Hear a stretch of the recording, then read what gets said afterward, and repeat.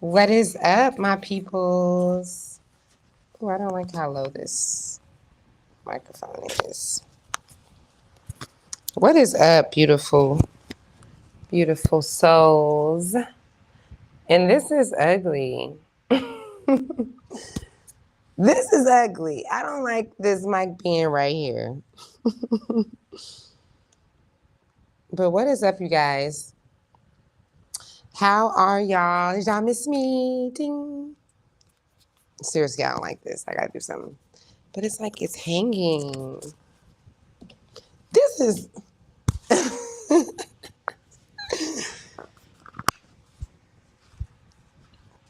Welcome. It's like the same thing, but it's just lower. Yeah, I like my Sade shirt. Okay, I want it to go a little bit lower. So I wanted to come in here, y'all, real quick. I am going to sleep early. I gotta plug. My laptop is going dead. I have to plug my laptop in, meaning I have to unplug the fan. I have to switch it. Okay, bear with me, okay? Bear with me, guys, because tonight, I am going to share my story with you guys. I had somebody on TikTok, actually, two people had responded to me about a video that I shared. Um, like a lot of the videos I shared about Earth being school. And their response was very interesting. And it just prompted me to share my story a little bit, or I guess a little piece of my story. So I figured I would come on here and share my story in more depth. Um, okay, give me a second. Give me a second, okay? 2 seconds. I'm going to I am going to switch this because I did not know that my laptop was going to be going dead. Okay. Lord, it's already so hot. You just be like, I don't really have time for this. I actually have I do have an air conditioner, by the way. Okay, don't be just thinking that because I'm in Afrique, there is no air conditioner, because there is. But my air conditioner has not been working properly, which is weird because I barely even use it. So it's like, what are you not working? What are you taking forever to get cold for? I mean, I really barely used that thing this year. The kids normally always have their air conditioner on. But I like real air, you know? From Oh Lord. Okay. Oh my God. Okay, stay with me. I'm gonna have to unplug my camera so I can plug this up. Real quick, real quick. I think it's still gonna stay on though. Let's see.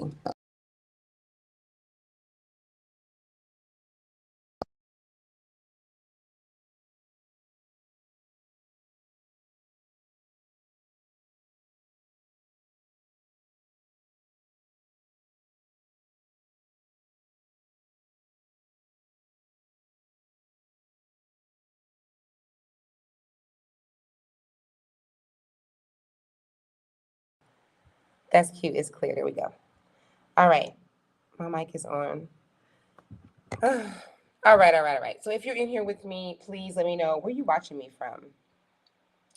Where are you watching me from? Y'all, when you guys ask questions here, I'm going to answer them right away. I'm not going to keep going because I've been doing that and then I kind of forget to come back and answer. So ask your questions now if you have them. I'm going to pause every time in the middle of what I'm saying. I try not to forget where I'm at, but hello, Laura. Is it BS free? How are you? Thank you so much for tuning in. Okay, you guys. So let me tell y'all what happened. So I made a post. You've probably seen it in my shorts or on my other platforms. And I just talked about Earth being school. I talked about how we are all like, why we keep coming back here, which is because, okay, okay, the DMV in the house.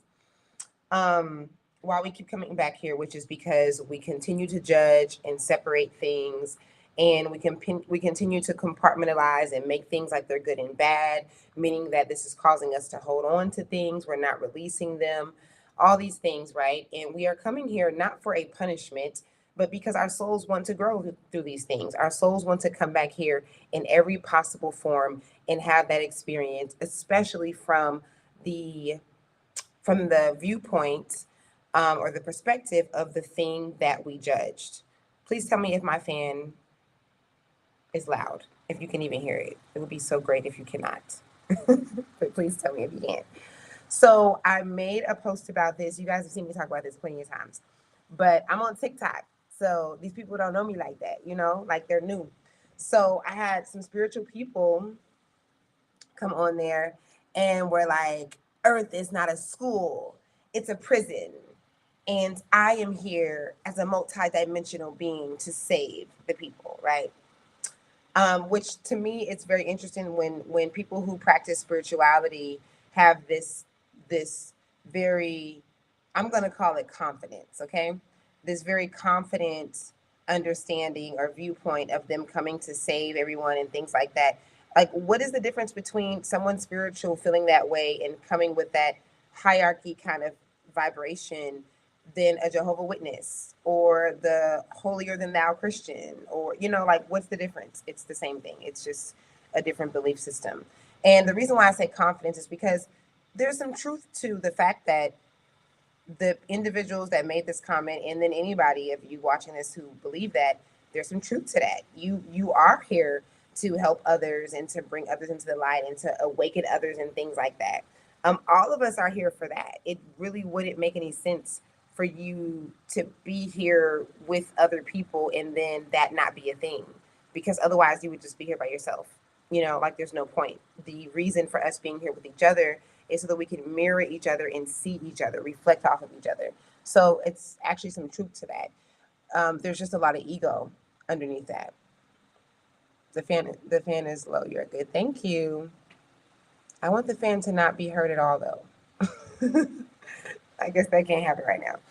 But that's good though. It's not high because it sounds really loud over here. So okay, yeah.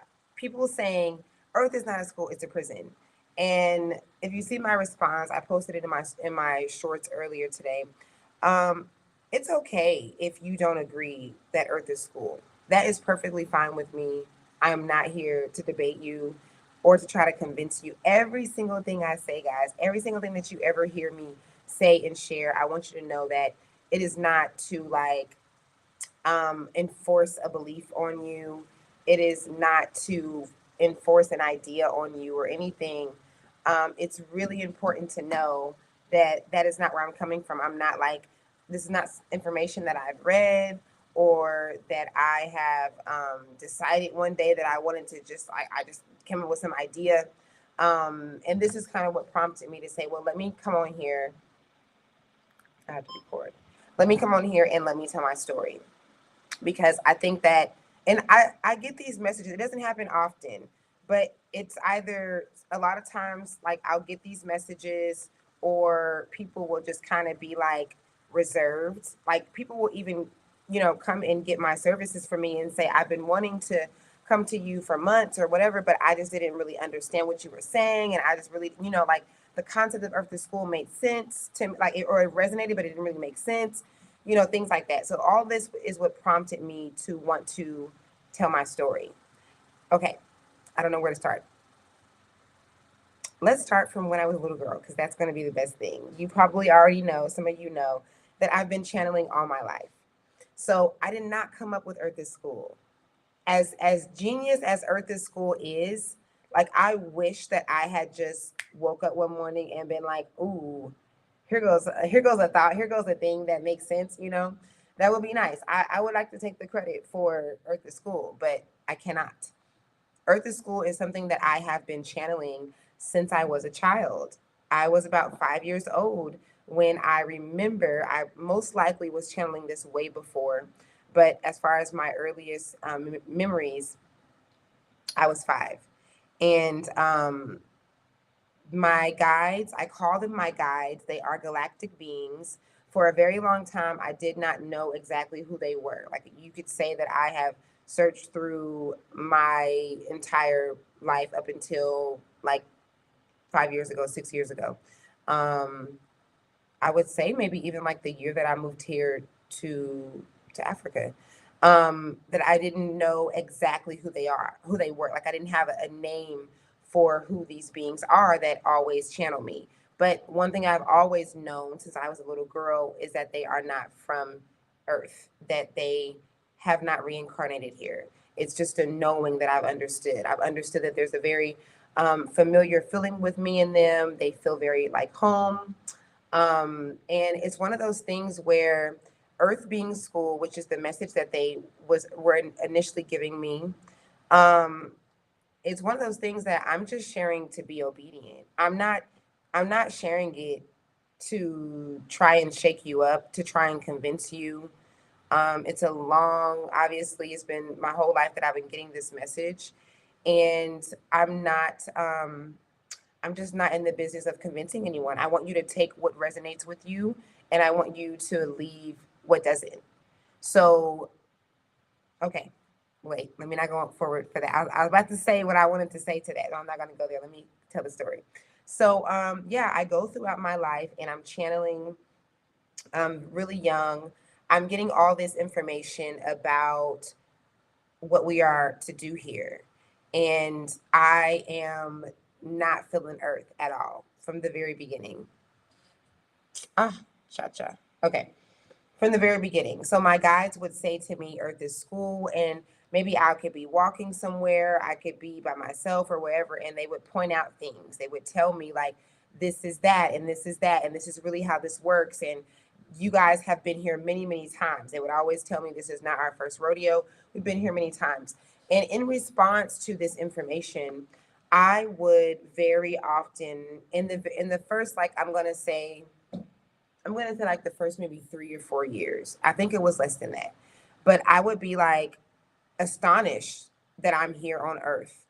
I would literally look at my skin and just be like, oh my God, like here I am in skin again. I knew that it was an again. I could feel myself being here for the multiple times that my guides would tell me that I was. I could feel myself in other lifetimes. And I was just not really happy about it. It's kind of funny how during this time of me having these initial experiences, I did not experience any kind of trauma. My first 10 years of my life, I was not going through anything drastic or anything bad at all. I was very loved. My parents shared me across a couple states from LA to Oklahoma. My father was raising me the first 10 years of my life. I was just like this spoiled princess. He worked for, like in the industry, so we had a bunch of money. I was always around celebrities. Like I grew up in the studio. I grew up traveling and dancing, and I mean, I just had no problems. I had no reason at all for me to already be fed up with Earth. That's my point of sharing that. I know that a lot of us are like Earth is ghetto, and Earth is this and Earth is that, which is what I'm going to get to in a minute about the people responding and saying that Earth is not school, that Earth is a prison. And I feel like a lot of us develop this concept due to our experiences on Earth that would help us conclude that this is not as cute and pretty as people make it seem, I guess.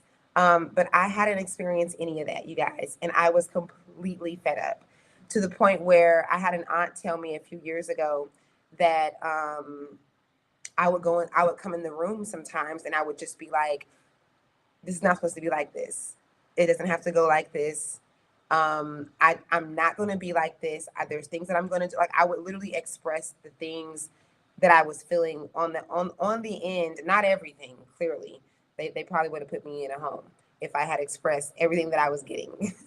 But I would express how abnormal the way that adults were operating and the way they would solve their problems and things. I just was very aware that it was not done in the simplest way. And I was frustrated as a child.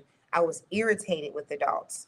There was ways that I just knew, like I just knew by the time I was 14, 13, I had the answers to people's problems and I didn't know why. I didn't know how. I would be like, why do I know? How could I help someone, in their long-term relationship? I've never even been in one, or, certain things like that. And so, yeah, I'm just going through this experience, and I'm having to hide these messages that I'm getting. Of course, growing up black, especially when I left LA and went to Oklahoma, which was the hood. This is when I got my hood experience, because I never had experienced that. And it was real. And you damn sure could not be a sensitive, deep child who seen things and felt things. You were made fun of. I was always the dramatic one. I was always super sensitive. Everyone who knows me today and knew me then, would know that like De La was really deep and really different. Like I am well known. Like out of all my family, third cousins, aunties, uncles, everyone knows I am the one that is different. Okay. I am the one that is different. And when you grow up in a black home, I feel like, I'm not just going to say black, but I'm black. So that's my experience. So I feel like other people have this experience too. But it's just like when you are this way, it comes out in different ways. Like people are making fun of you, and you are kind of like singled out. Shout out to my sister who just transitioned, because my sister she's my little sister. She's 2 years younger than me, and she always protected me. She was always the one who understood, like, don't say that, don't do that, don't turn that movie on. Like Della doesn't like that. She can't feel that. She can't, like, my little sister always protected me. So that's one thing I just know is just one of her duties. Like even while she's transitioned right now, it's one of her things is just to protect me, and she's always done that.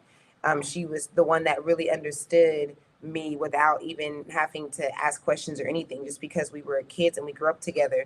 And she knew that, like, I wasn't faking it. Like I really do have anxiety, and I really do feel things very deeply. So it was really hard.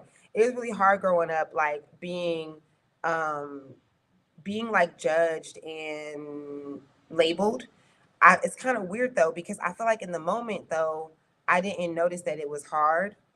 I think I didn't even notice that I was being labeled. I think it wasn't until like late teenage years, early adult years, that I realized, like, yo, this shit has been crazy. Like y'all been really y'all been really putting me in a category and not understanding, you know. I think it was one of those things. But yeah, I went through a lot of experiences of just knowing what's going on all the time. When I was in my early 20s, I opened up my own practice to coach people. Some of you guys who have been like on my Facebook for a long time, you might know my early counseling or whatever platform was called Breaking the Cycle. So I started Breaking the Cycle, which was something that my guides also gave me. They literally told me in my ear very loud that I would name it Breaking the Cycle. And Breaking the Cycle was a thing then. It was huge. It was before anybody was ever talking about like breaking generational curses and stuff. This was like 14 years ago. And I went to school for psychology. Psychology's always been a thing for me. I've always been into the mind, and the way that people operate. Obviously, if you're going to channel, if you're going to live your whole childhood channeling information about humans and beings and how we operate, you're probably going to be like obsessed with how we operate. So from a really young age, I wanted to be an archaeologist. I was really interested in like um, history, but history in the sense of like history of the earth. So I think I was like 7 or 8. And I was like, I kind of went from the transition of being obsessed with the history of the earth and how the earth operates, which is like archaeological stuff. And then I went into getting really deep into the brain. When I was in high school, I took psychology classes. And then when I graduated from high school, I went to school maybe it was like 2 years later, 3 years later, I went to school for psychology, and I dropped out because I felt like it was taking way too long to get to the point. I felt like learning about Sigmund Freud and all of these Caucasian fathers of psychology and their um okay, I'm gonna try not, I'm not gonna say that. Um I have to really stop. Like things come up and I'll be like, I don't want to say that. These men that had habits that people will not ever discuss and backgrounds that we should not be, they should not be shoved down our throat. If you went to school for psychology, then you know what I'm talking about. And I just felt so done with that. Like I did 2 years, I think, and I dropped out. I was just like, I saw people's problems all the time. I don't need this. This is taking a long time to get to the root of how to actually get people, solve people's problems. And I felt like I was just going in this long loop of stuff when I could just go straight to the point, like I was already doing before I went to school. And so I dropped out and I opened up my practice. Literally, people would come in, and this is the most wild thing about this part, you guys. I am in my early 20s, right? I got married before I could even drink at my wedding. Like I wasn't even old enough to drink. So I was 20 years old, married. By the time I'm 22, although I feel like it was just the next year, but I think by the time I'm 22, I have this practice. And people are literally coming to my house. Everyone's always older than me. I'm always the youngest one. So these are couples that have been married for 20 and 30 years, and they're coming to my house. This is the crazy part. I'm helping them for free. That's the crazy part. Oh my God, that is so hilarious to me. That in my mind, I just was like, it's not a like it still is not about the money, obviously, but it's like I over the years of me getting away from work and being like, okay, which I'm gonna get into that whole journey and me being in the corporate place and getting out of that and stuff. But that is what it's like before then, I didn't even think of that concept. I was just being obedient to what my guides were telling me to do. And I was getting in my 1,000 hours, over 1,000,000 hours of, what do they call that? What is that called? It's internship kind of thing. But interning with myself, I guess you can say. And I really did that. Like I was really solving people's problems in my home. I had a whole like room in my house and a setup. That's so crazy to me. Like that's amazing. And so yeah, fast forward, I am a young mother, married. I am feeling things so deeply. I am in the church. I started to go to church. I actually, what I did was after I gave birth to my first son, I went to see a reader. So I was 18 when I went to see my first reader. And okay, first of all, hold on. My first reading was done by an 8-year-old. That's crazy. The first reading that I've ever gotten was done by an 8-year-old. I went to a family, they were a Hispanic family that lived in Atlanta, and I was waiting for the grandmother to do a reading for me. I was waiting outside, and her granddaughter came up and just started reading me. She started just telling me my life. It was so amazing.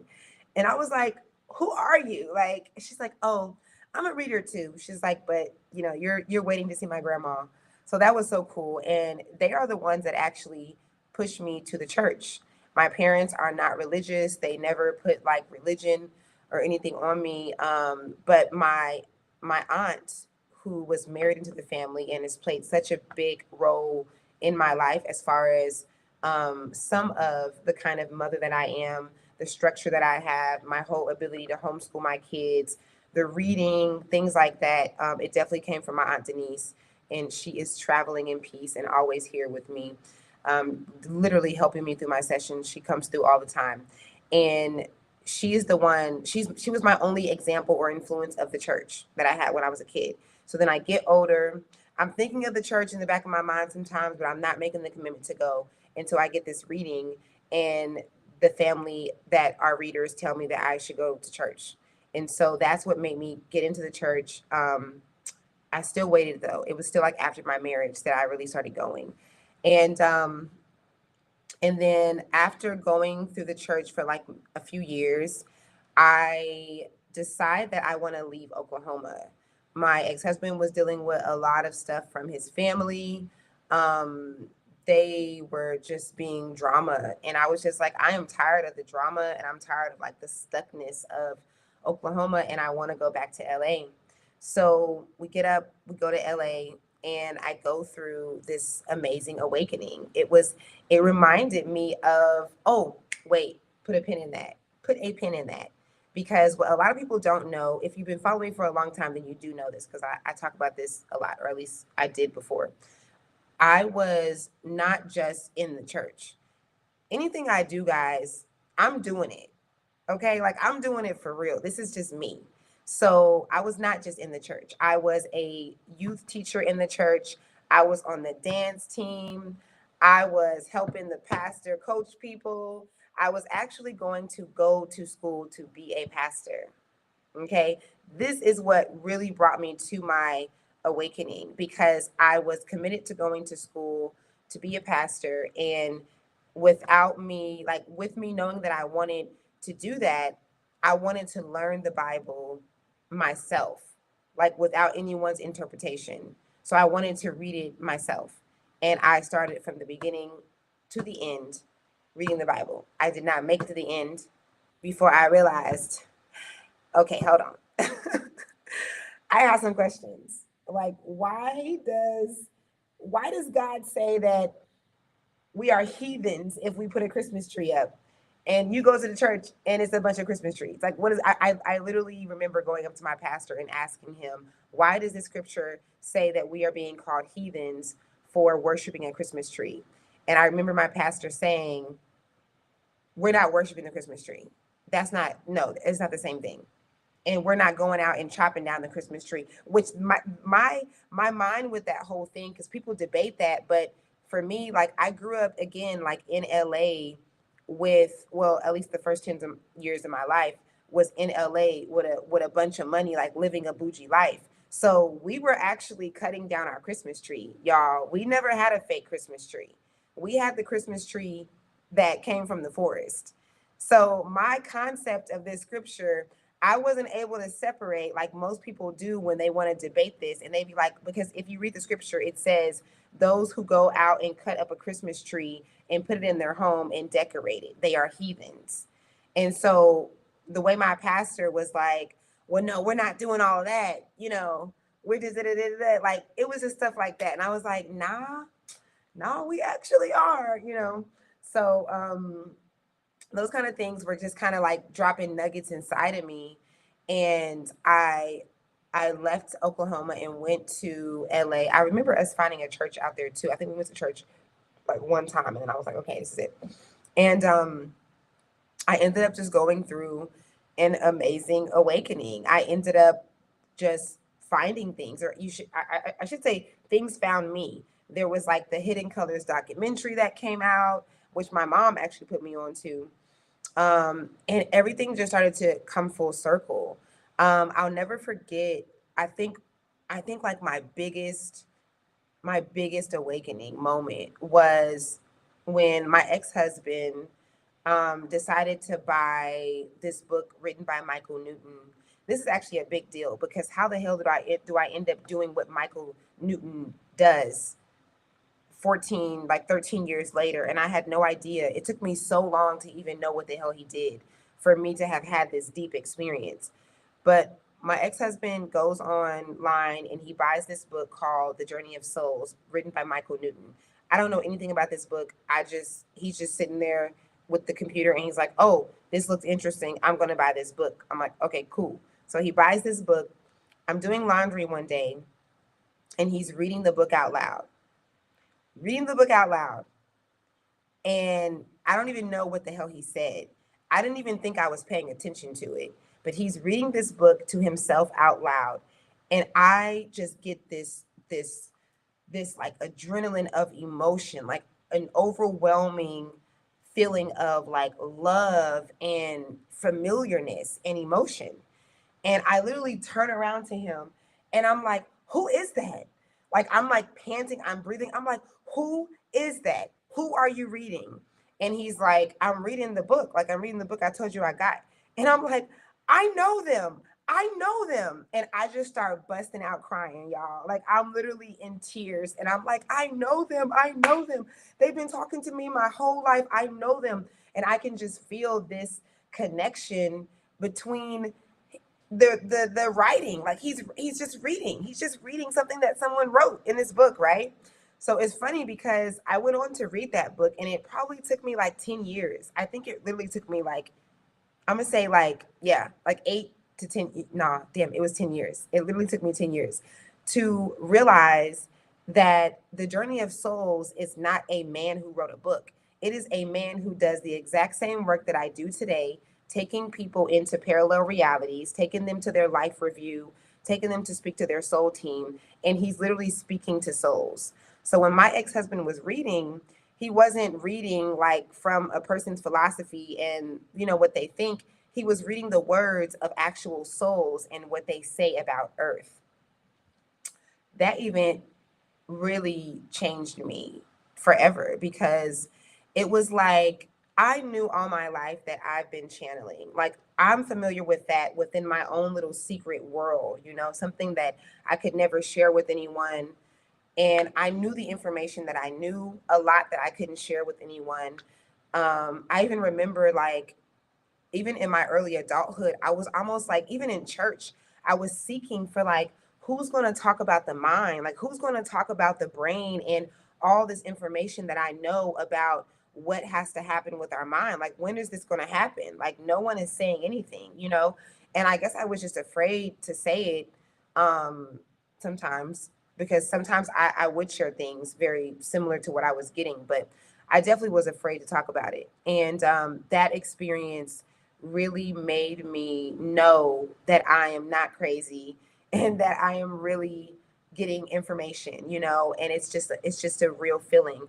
And you guys can check out a video that I uploaded like 2 years ago, when I tell the story about when my family and I were leaving LA, and how my guides they gave me instructions, just like they did for me to come here to Senegal. They gave me instructions to go to New Mexico.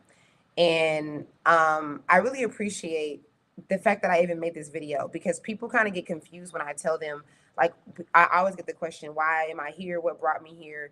And for a long time, I lied. Even living here, I did not tell people that I had gotten the message and the instructions to move here, because that's a weird thing to say. Like, how the hell do you say that to a bunch of people asking you that question?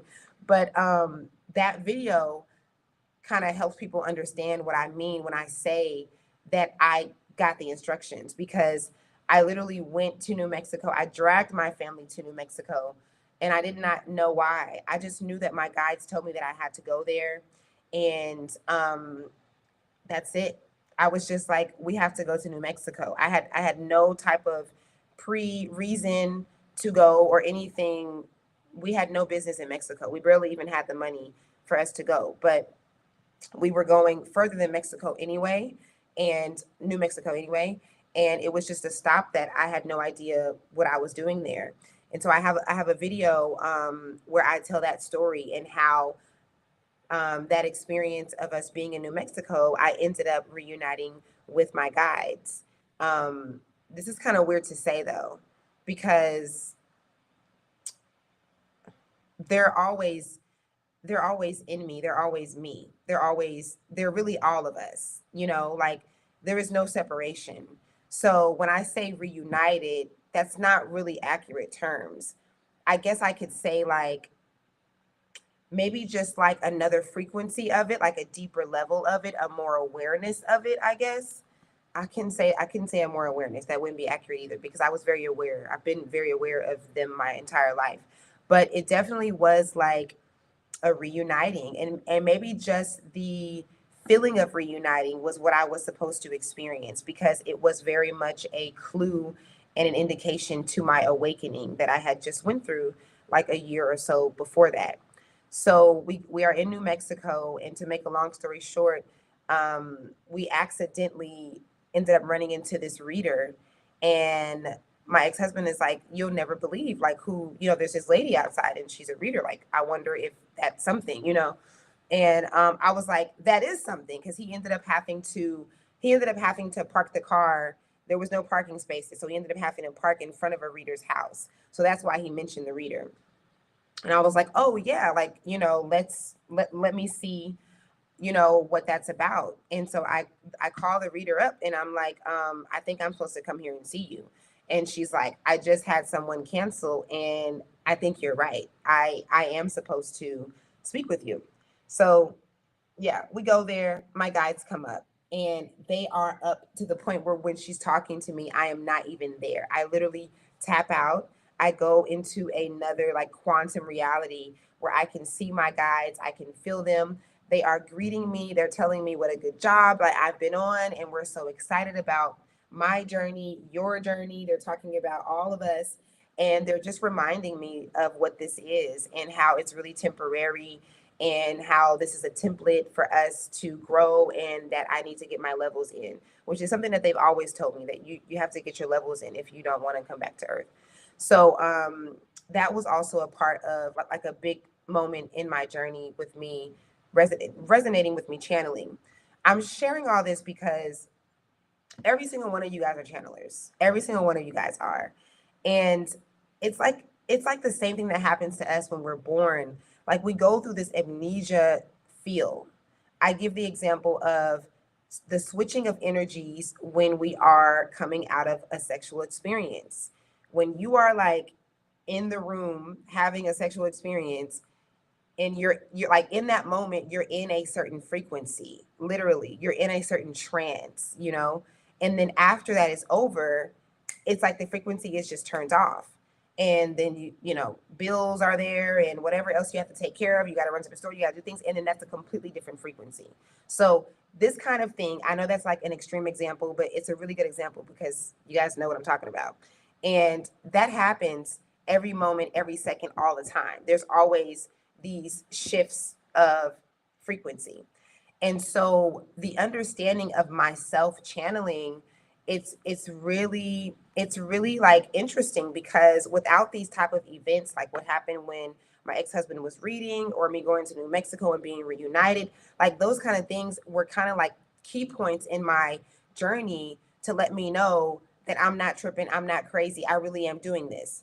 And you guys have the same type of experiences as far as channeling, but you might not be having the same experiences that are showing you so broadly and so, so apparent that you are actually doing that.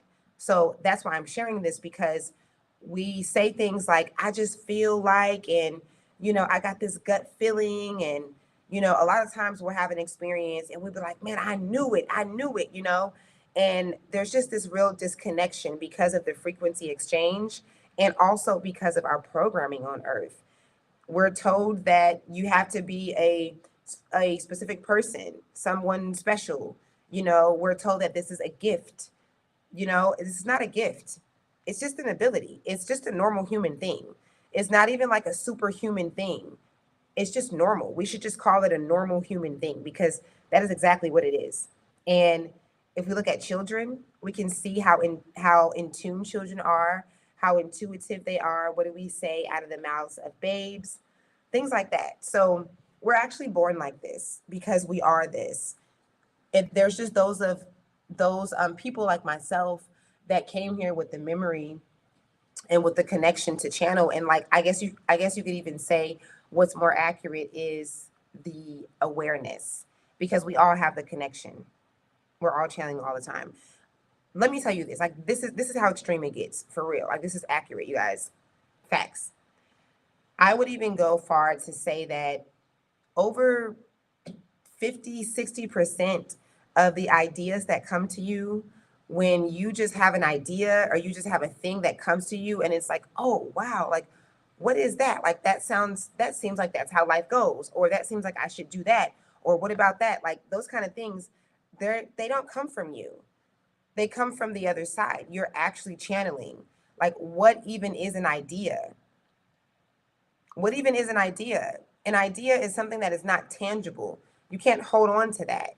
It doesn't come from a tangible source. It comes from source energy, the other side. And then we make it into something tangible through our conscious brain, we put it now on paper and a blueprint, and then we turn it into the manifestation that it ends up being, like the light bulb or the idea of the traffic light. These are all things that we're actually channeling. You're channeling all the time. So yeah, that was definitely a huge part in my journey. And from there, I just started having lots of experiences. I was like, by my mid 20s, I could hear people's thoughts. This has not been something that I like to do. I actually do not like to hear people's thoughts unless I'm in like a situation where I really need to be hearing what you're thinking, like. But for the most part, so far, I haven't been in situations where I need to hear people's thoughts. And hearing people's thoughts is, it can be very overwhelming. And I think that maybe my early experiences of doing this, it was overwhelming because I didn't understand it. So I would literally say to people out loud that I knew what they were saying, because for a minute I thought that they were saying it because it would be so loud. Really, camera? Really? Okay, hold on, y'all. I gotta like go out of it. Boo-hoo. Oh, it doesn't look bad. It doesn't look that bad on my laptop. So, stop playing. Oh, I gotta unplug it maybe. Okay, let's try this. Hey, hey. Okay, 1 second, guys. Because I don't know what that feature is on this camera, but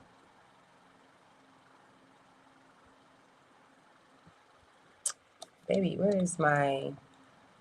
Okay, we're gonna get back to it. Don't let me forget where I was. Damn.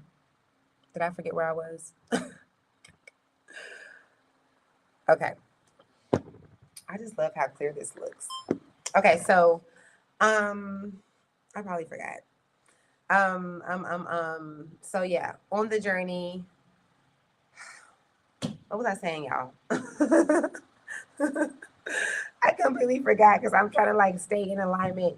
It's not easy to tell your story, especially one like this. It's not easy because you got stuff happening. If you already know, like, my life is like crazy. I be having like a lot of events, so I'm trying to like stay in order. Oh, okay. The thoughts, man. I would literally be in front of somebody, a stranger, and they would think something, and I would say, I heard you. I heard what you just said. I would say that to them. And the weird thing about this, in hindsight, it's kind of weird because I would mistakenly say, I heard what you said, but there's got to be a part of me that knew that they were thinking it.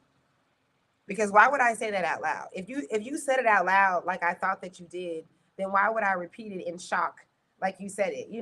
So I obviously knew, and started to change where I would sometimes, I wouldn't always say I heard what you said. I would be like, I heard what you thought. But it was shocking, guys. It would freak me out. I would literally be freaked out, and I just wasn't ready to be able to pick up people's thoughts. It totally makes sense. I completely understand why we are not hearing each other's thoughts. We're not supposed to. It's just not one of them things that we're supposed to be running around here hearing what each other think. Okay. So this would cause me a lot of anxiety sometimes. And yeah, that's been crazy. I haven't had that happen in a minute. And honestly, I'm kind of grateful for that. But I'm okay with, I am in the space of accepting it. I really did resent it at one point. I did not want to be able to hear people's thoughts ever at all. And then I had some experiences where it was like, nah, I needed to know you was thinking that, you know. So yeah, I don't know what that is. It's not something like I can read people's minds and things like that. Like, I just think that that comes up for me, just for me to know that that's a template that I could choose, and that's an ability that I can tap into if I want to, like we all can. And I also think it just kind of, it's helped on my journey with me accepting this and being okay, because it has I'm gonna get to the struggles of it being okay. Okay. so so what else? What's happening after that? After that, I'm living my life. I am going through my life. I'm going through my love experiences. I talk a lot about how people like myself that are highly intuitive, sensitive, if you're a medium, if you're a channeler, if you're an empath, and you are going to be in relationships, you need to have your own space because you pick up on people's energy. First of all, every single one of y'all can pick up on your partner's energy. You know how, like, when you're into somebody or you're with them, especially if you live in the house with them, if they are off, even if they're good at playing it off, then you can literally feel it. Like, even if you guys are separate, sometimes you can feel that something is off, right? This is just like basic level human shit. So if you are highly intuitive or sensitive, you're going to do that 10 times more. And you may or may not have seen me talk about how one of the biggest challenges in a relationship is to be with your partner. This is like when you're a genuine person, like not when you have like motives and shit like that. But if you're genuinely in love in a healthy way, then it's really hard for you to not like take on your partner's energy, right? Like if your partner is upset, if they're going through something, if they're irritated or irritable, if they have a negative thought process, certain like pessimistic mindsets and things like that, you can pick up that energy really easy and you can make that your own. And it's one of the biggest challenges in relationships for someone to be with someone that's offended or that's jealous or whatever, and for you to not make that your experience as well. So I'm going through all of that, like being an empath, being a deep soul, and being in relationships and not understanding what that means for me. Just going through that and just being like, damn, like I'm highly sensitive. I can really feel things. I can really see things.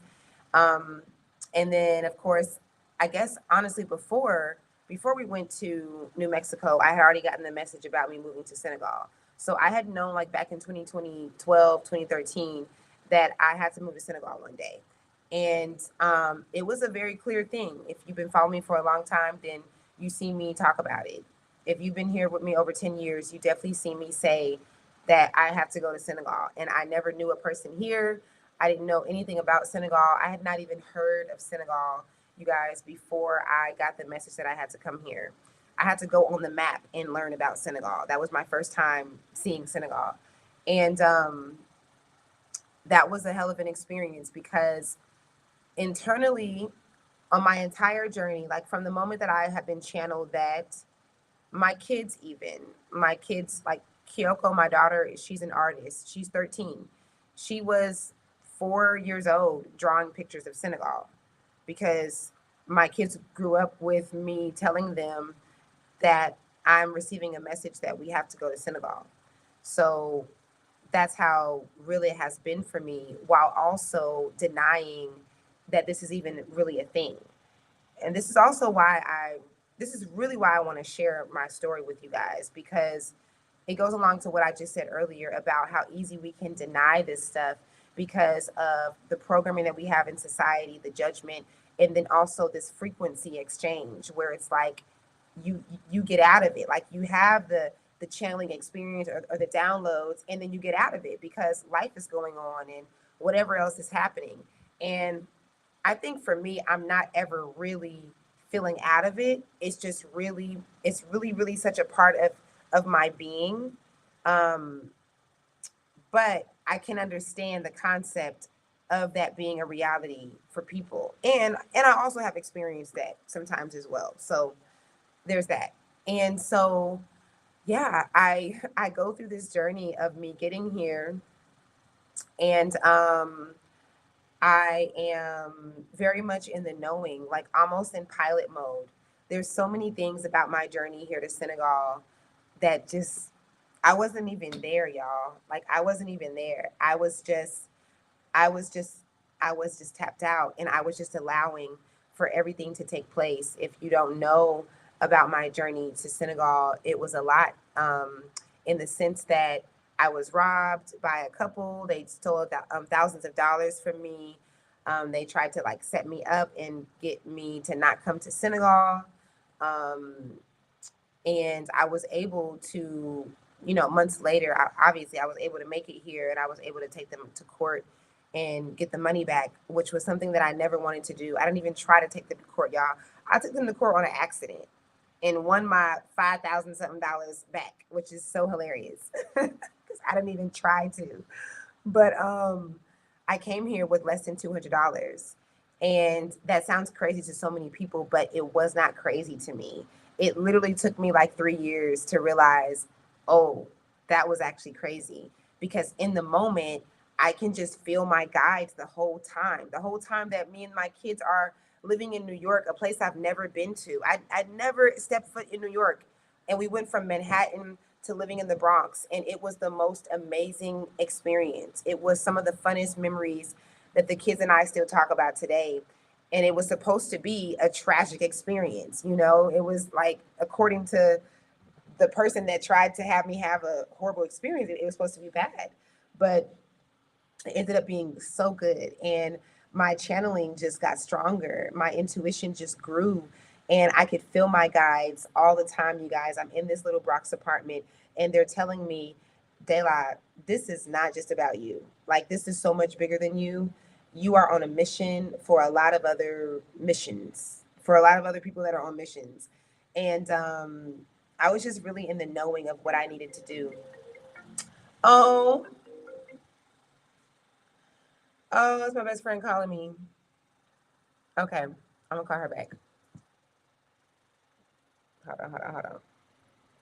Because her birthday was yesterday. And I was like, why you didn't answer my call? Hey, I'm gonna call you back as soon as I get off live.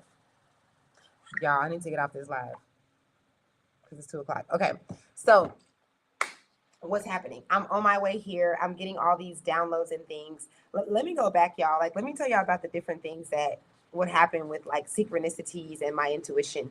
Like, I remember one time, this was before we made it to New York City. So we were in Oklahoma. I was finalizing the kids' passports, and we were on our way to New York so we could be on our way here. And I'm just giving like little channel nuggets, right? I am coming home from Trader Joe's. I come into the house, and I have like this outer body second. And I hear, white man going to make your stay harder. Right? This is what I hear. The kids and I are staying in like this Airbnb kind of place that I rented out.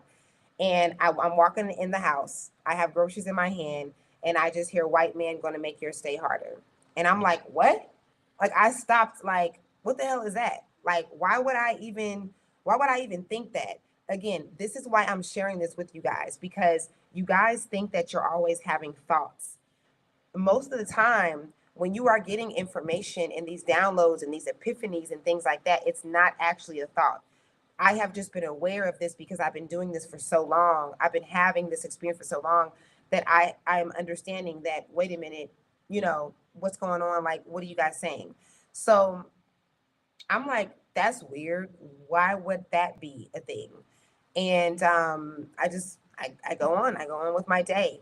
I ended up having a meeting with someone about 2 days later. This is when I was running my business with essential oils, and I was going to meet with one of the ladies that was on my team. And literally, I sat down, and I meet with her, and I get a phone call from the kids, and the kids are saying that the police are knocking on the door. And I'm like, what the hell? So I Zoom. If you live in Tulsa, I'm going from the north side to the south side. This is like east side. And I am running red lights, y'all. Okay? Because I do not play that. I don't play about America trying to take your kids. Okay? So I was like, in my mind, I'm like, if the police is already at my house, y'all might as well just come. If y'all see me speeding and run these red lights, you might as well just join the party because they already there, and they probably gonna try to take my kids because my kids are obviously home alone, right? Even though my oldest is old enough, he was of age to watch the kids, but still, like it just it's always things, America's always making excuses on why they legally kidnap your kids. I see it all the time. So I'm just like speeding. I'm literally speeding down the highway through the lights, and I'm going and going. And I make it to the house. There is no police, y'all. It's a white man. And he's standing there and he's like, "You left your kids here. You left them here earlier. You went to the store." And, da, da, da, and he is literally just telling me my whole day routine, all my business.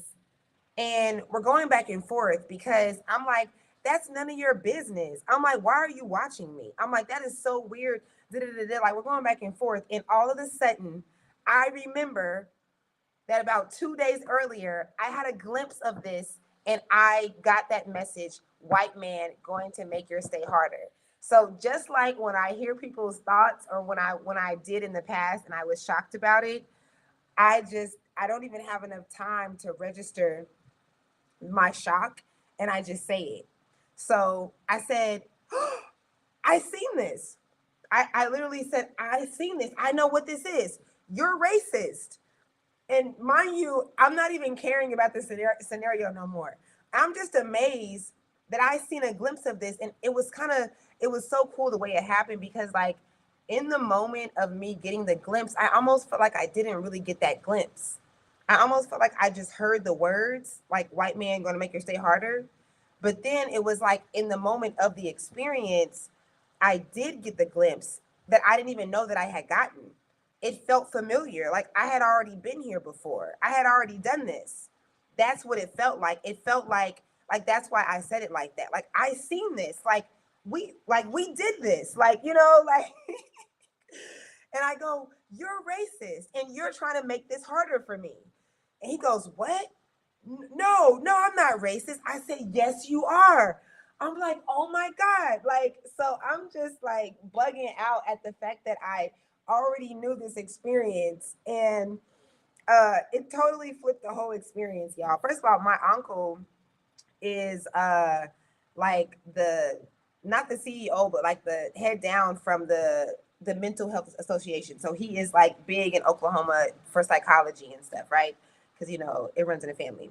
But he was over the apartments where they housed those kind of people that needed help with those kind of housing or whatever. And I was just able to get a deal because I knew someone there. So my uncle technically is like over, like everyone knows his name, right? That are in these kind of apartments that are in this psychological sector or whatever. If you work for them or if you are a patient of theirs, then you probably live in one of these apartments, right? And so I was able to use that as leverage because I was like, do you know, like actually for the first time I knew what it felt like to like white privilege. Like really that's what I hit him with. Like you over here doing all of this, but you can literally I can call my uncle and you can leave. Like you're making my stay harder and you're really like, the whole racist dude. And you know what? I'm trying to think. I think I didn't. I think I didn't mention that first. I think my mom is the one that reminded me of that. Yeah, at first I didn't even think about that. I was just amazed that this was happening, and it was my mom that mentioned that to me, and then I mentioned it to him. But yeah, that was crazy, and the whole thing changed, y'all. He apologized and everything. A white person that's being racist don't like to be called like they don't want to be called racist. Like that'll actually make them that'll make them reflect. At least some of them, they get really like tight with that.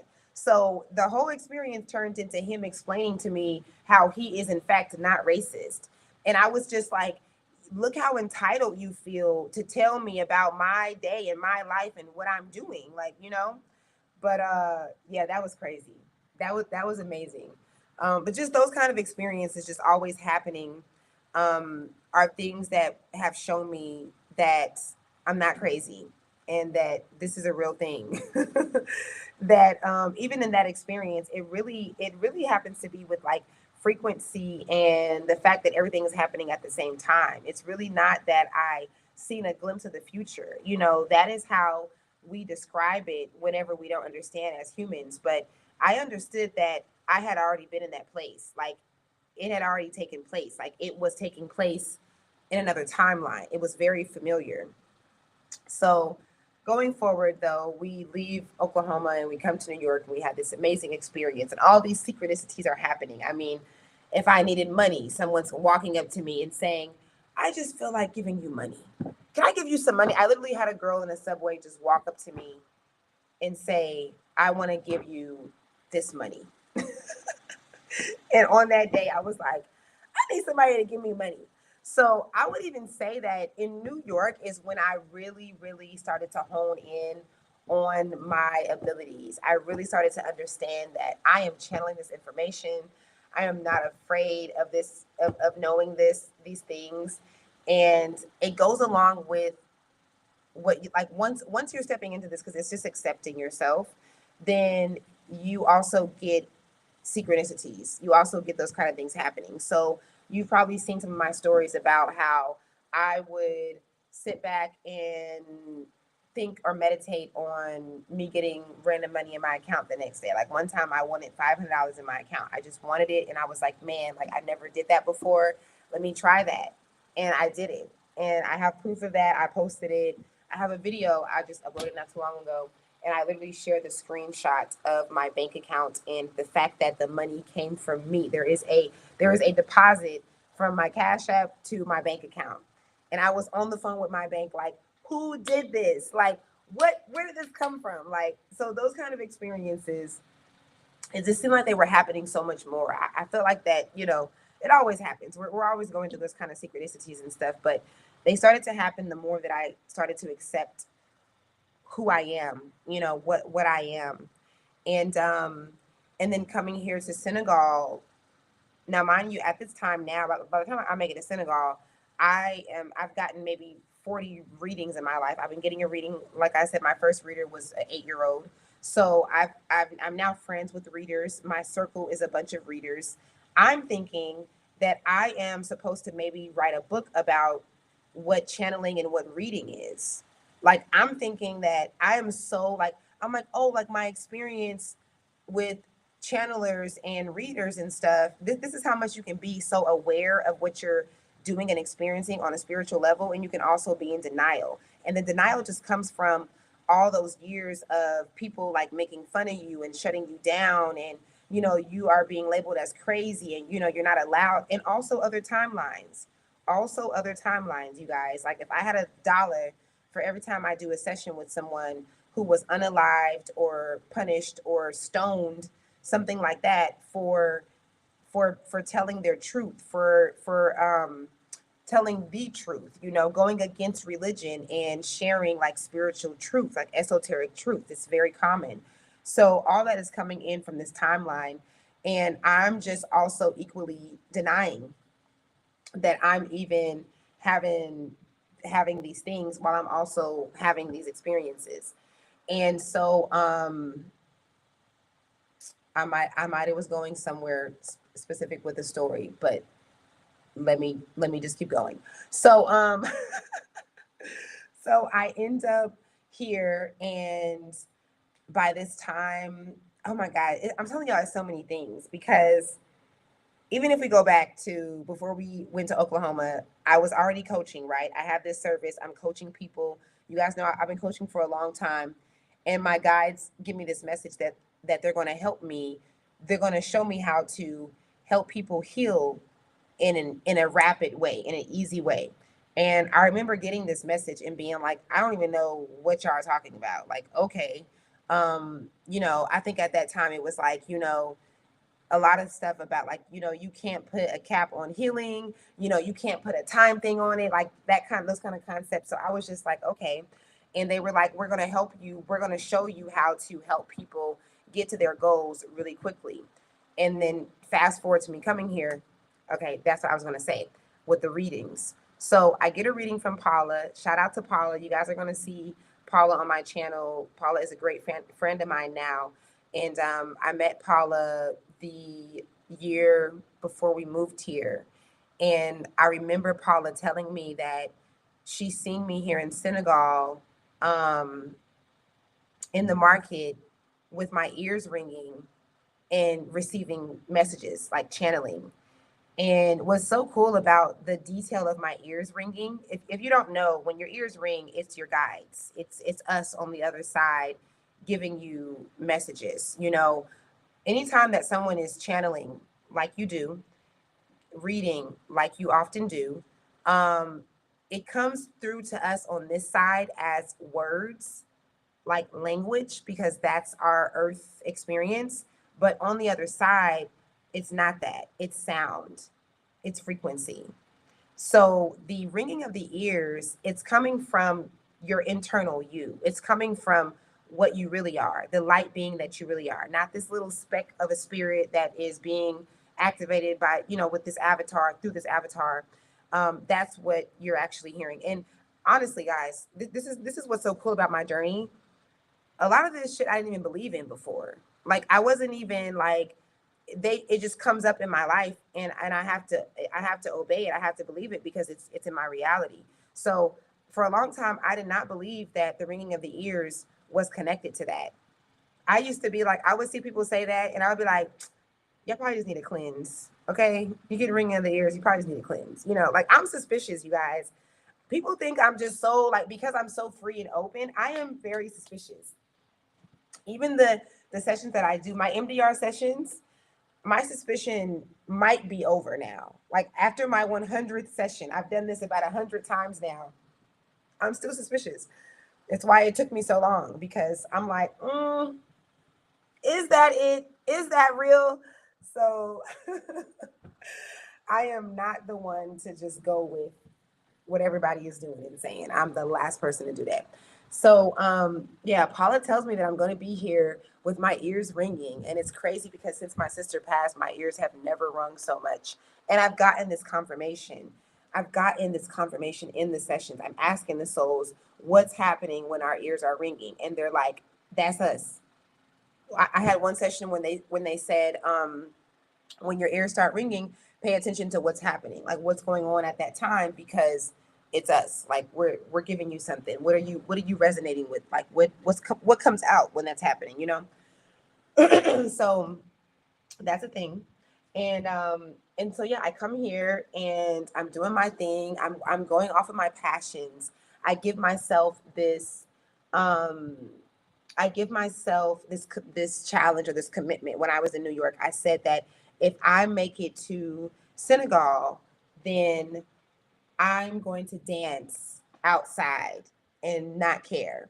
That was a commitment that I made. So if you've been following me for 5 years now, because that's how long we've been here, then you probably don't know that when people was looking at me like dancing on those videos and TikTok, and everybody thinks I'm like, just, you know, oh, I'm just a TikToker or something. No, this is, everything I do is personal. Okay. This was a personal thing for me. I had to fulfill my promise to myself that if we made it here, I would just be unapologetic with my dancing. And it was really cool because New York kind of prepared me for that. You know, New York doesn't care about what you're doing. So I really started there in New York dancing like I'm in Broadway. Like this is also it too, guys. Like my journey here, and through me accepting myself, and more importantly, being obedient to my intuition, I really learned how I just learned how to completely let go. I just really learned how, you know, making plans is crazy when you think about it, because they're meant to change. let's Let me rephrase that, because some of you guys are getting anxiety just from me saying that. Based on our system, it makes you think that you're failing and you're not adulting right if you don't have plans. So let me rephrase that. You can make your plans, okay? I personally say that you should set goals, but make your plans. But being wrapped up about them, not letting them go, write down your plans, but then let them go. Because the craziness in the ego, in believing that you actually know what is supposed to be, that you actually can just write down, this is what's going to happen next, and this is what it's going to be, and that's going to be like that, and then getting upset when it doesn't happen, you're crazy. That's us as humans. We're crazy for that. That is so egotistic. What's the old saying? If you want to make God laugh, then tell him your plans. Definitely make God laugh by continuing to plan things And we don't understand how insane this is, y'all. Like, the definition of insanity, according to Einstein, is doing the same thing again and again and expecting different results. If you can be honest with yourself, you can go back 3 months ago, 6 months ago, a year ago, 2 years ago, and you done had a million different plans. Humans are doing this all the time. I've been coaching people since I was 12. Okay. I have a really good understanding of the way that humans operate, not to mention me receiving these messages. We do this all the time, you guys. We just don't know it. It's this frequency exchange that gives us like this amnesia effect, and you don't realize how many different plans, like, you don't realize that you change your plans and flip-flop, and you're on this excitement of this journey of this thing, and then it changes when something else changes in your life. This is happening all the time. It's nothing wrong with it. It's just the fact that we are not supposed to be actually sticking, like, trying to stick to our plans. We're supposed to be letting our goals and our plans go, because we don't know, the outcome of them. We don't know what they're supposed to be. So in doing that, on my way here, I learned to trust myself even more. My intuition grew even stronger. And it seems like it's a separate journey, but it's the same thing as me learning my. Oh, let me rephrase that. I didn't learn to trust myself, because we're always trusting in ourselves in something. You're either trusting that you trust yourself, or you're trusting that you don't trust yourself. You never have to learn how to trust yourself. You only have to learn or understand or be honest with yourself and ask yourself, what is it that I'm trusting in myself? Am I trusting to not trust myself, or am I trusting to trust myself? You understand? You don't actually have to learn to trust yourself, though. You are always trusting in something. You can never not trust in something. Learning to trust is a oxymoron. You're always trusting in something. It's just that you might be trusting in what you do not prefer. So, I learned to trust in the trusting of myself more. And that is the difference. That is the difference in what I'm saying. It's different than just learning to trust yourself. So with this, I am accepting myself more and my abilities. I am getting downloads more, and I'm saying, yes, I got that. I'm going to do that. I get that. And I'm being less afraid throughout my journey. Um, what is happening too is what Paula said. I'm getting these downloads in the market and things like that. And then about a year and a half into me living here, no, 2 years, 2 years into me living here, um, when I started doing the no boundaries thing. If you don't know, I help with these trips where we bring mostly Americans here to Senegal, and we host them, and we have like this whole week vacation of just awesomeness. And I do my deep level meditations with them, and we go on a yacht and we do a bunch of stuff. And it's really cool. It's really fun. And I stepped into this very, very synchronistically, because I wanted to do something like this, but I didn't know where to start. And I have an old video of me saying, I'm going to get an opportunity to do this. And I said, it's going to be some man that's going to like uh, pay me to do this and just to have fun and just to record my experience and just be there. I literally have a video of us on Ngor Island when I'm saying this. And then like 6 months, maybe less later, I actually got that opportunity. And that's what the No Boundaries experience is. So every year now, throughout the year, I do that every once in a while. And on my first trip of that experience, I am again hired to come and have a good time and to vlog. And I'm doing my I'm supposed to be doing my meditation thing. I'm not supposed to be doing anything else besides having a good time and just that. So I remember going into that experience and being like, don't be the weird one. Okay, they like, be normal. I'm like, I know that I'm going to be in a group of all these people. I'm going to be in the house with them for a week.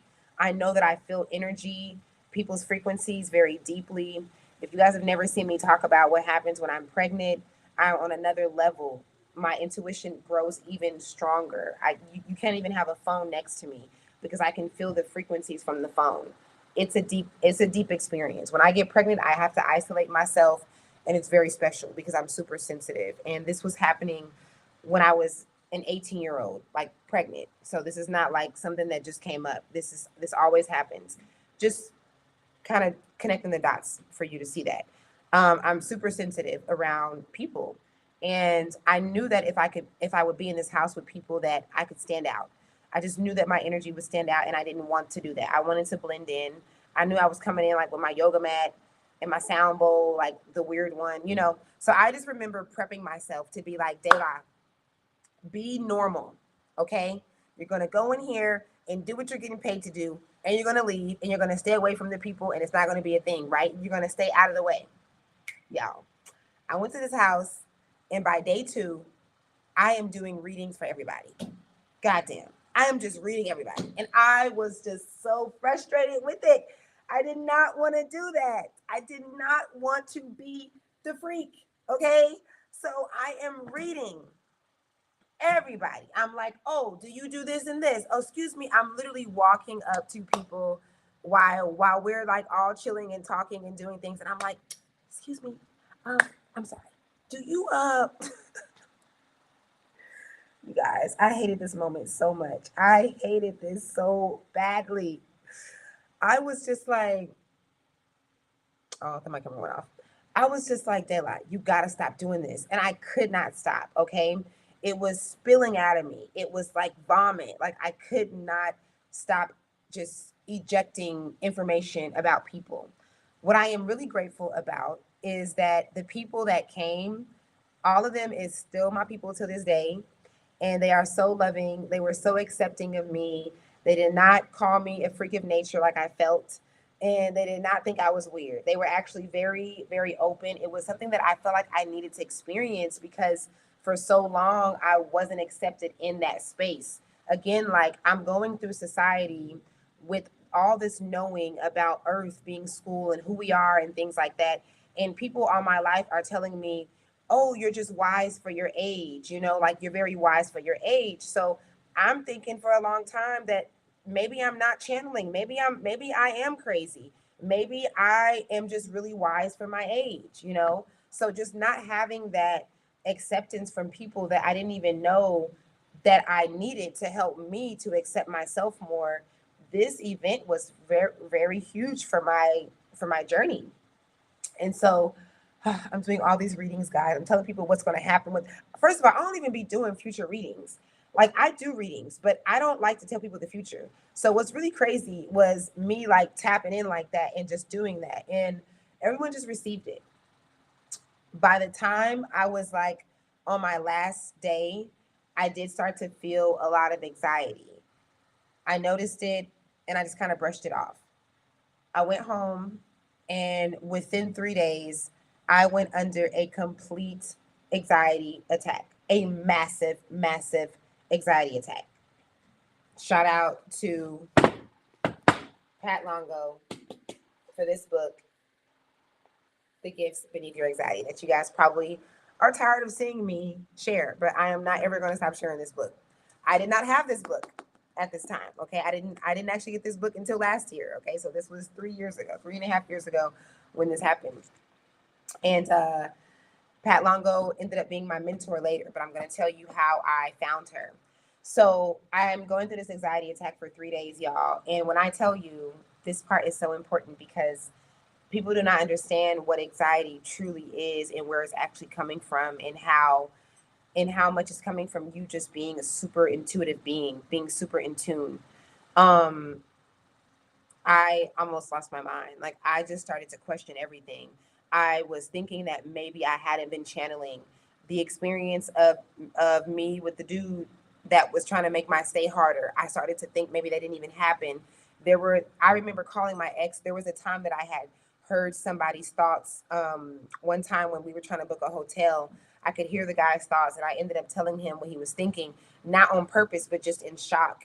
And that was an experience that I had with my ex. So I know that I was not the only one that knew that was happening. And I called him in the middle of my anxiety attack, like, did this really happen? You know, and he was like, are you okay? Like, I was really like tripping, you know. That was crazy. And I remember what happened. Two things happened. I was like praying for like some relief from this anxiety. And when I got done kind of going into like this meditative state and just talking to my guides, like, help me, like, what the hell is this?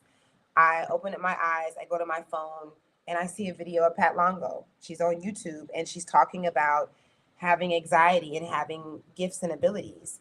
And she's explaining this thing, and she has this technique that literally helped me in that very moment. She has this technique of her breathing and releasing the information that you're picking up from other people. And that is what helped calm my anxiety attack.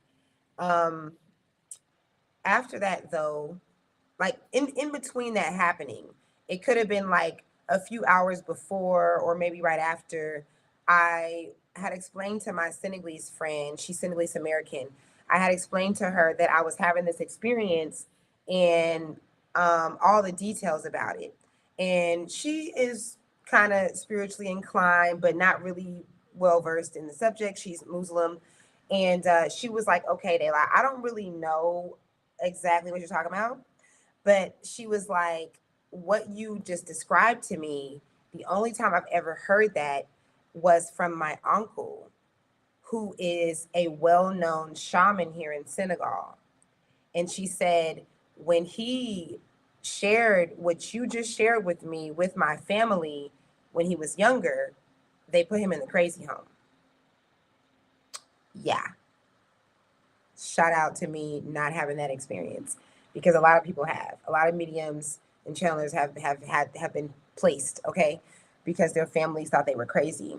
And so she's like, my uncle can understand. She's like, he, out of anybody that I know, he will be able to tell you what's going on. This makes me want to cry because this is so crazy how far I've come, and I better not fucking cry. Okay, so um so man, I go to the shaman's house. He is English speaking. He only speaks no English speaking. He only speaks Wolof, and so she's having to translate. And we start the experience, the session or whatever. And he just looks at me and he goes like, "What are you afraid of?"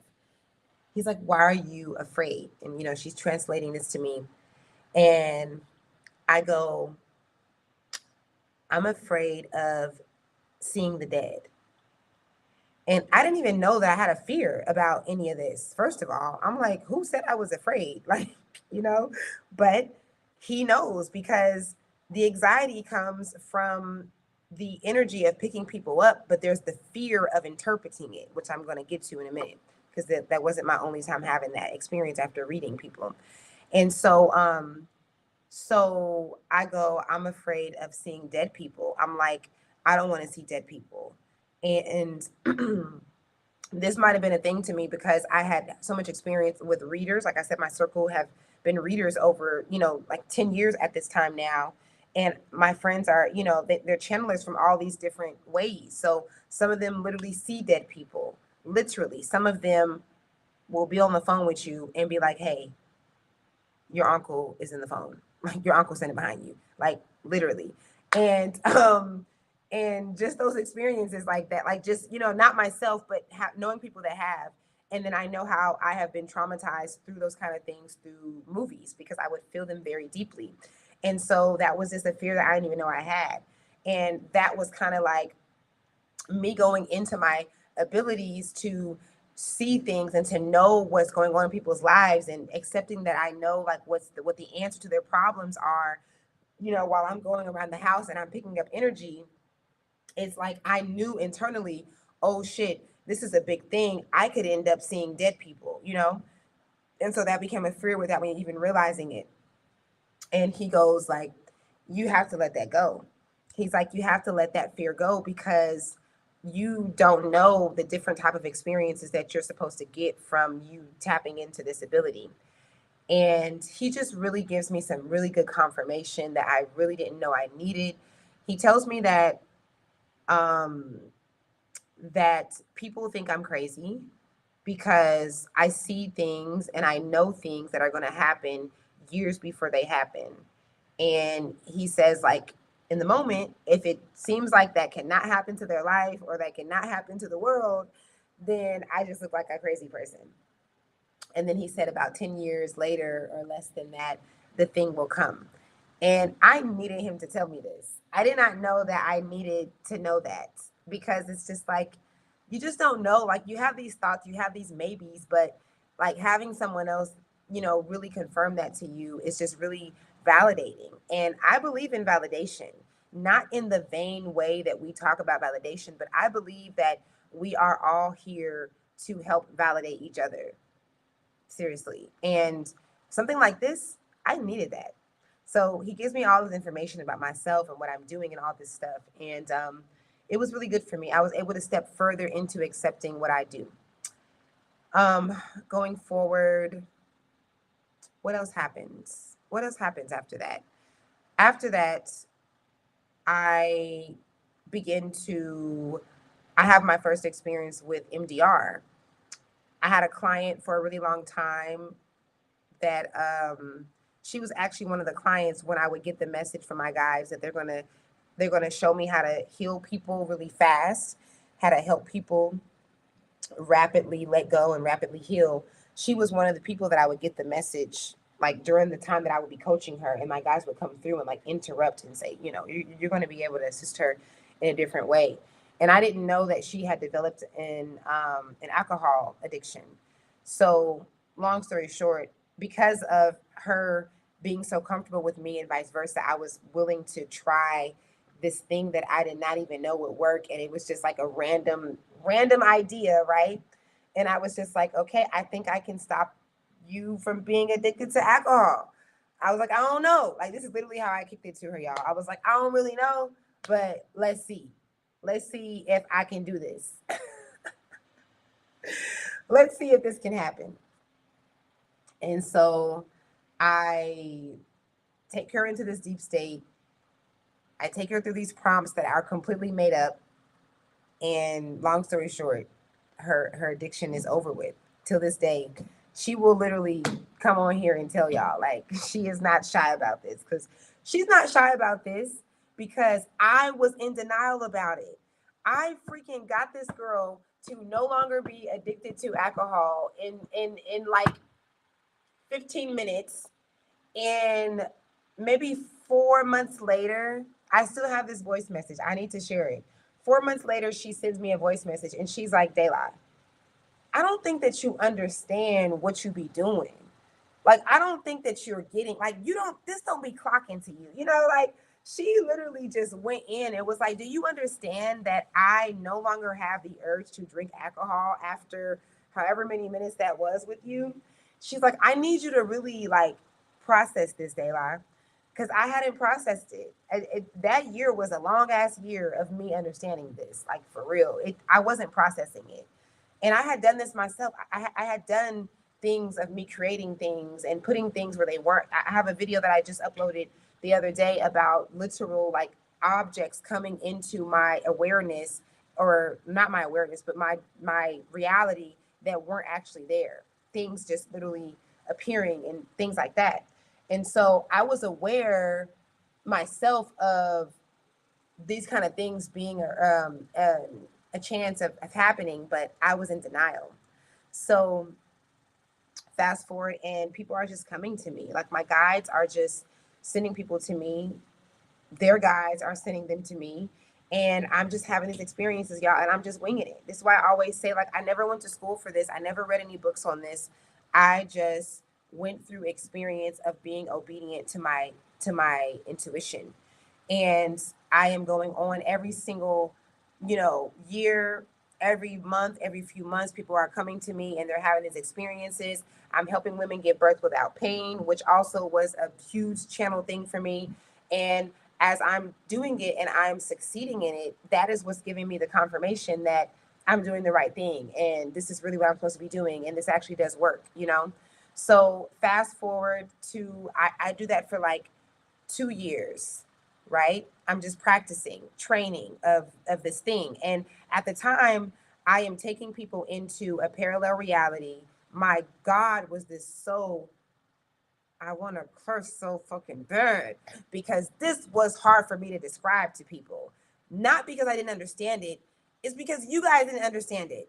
And it's because social media was telling everyone, meditate, meditate, meditate. oh my God, I am so freaking grateful to be away from this because I was frustrated. Like I was frustrated with my guides on like how you would have me doing this thing that I'm supposed to be doing for people, but then you would make it where I have to sit here and explain it all the time. And where people are not getting it. Like this was my frustration.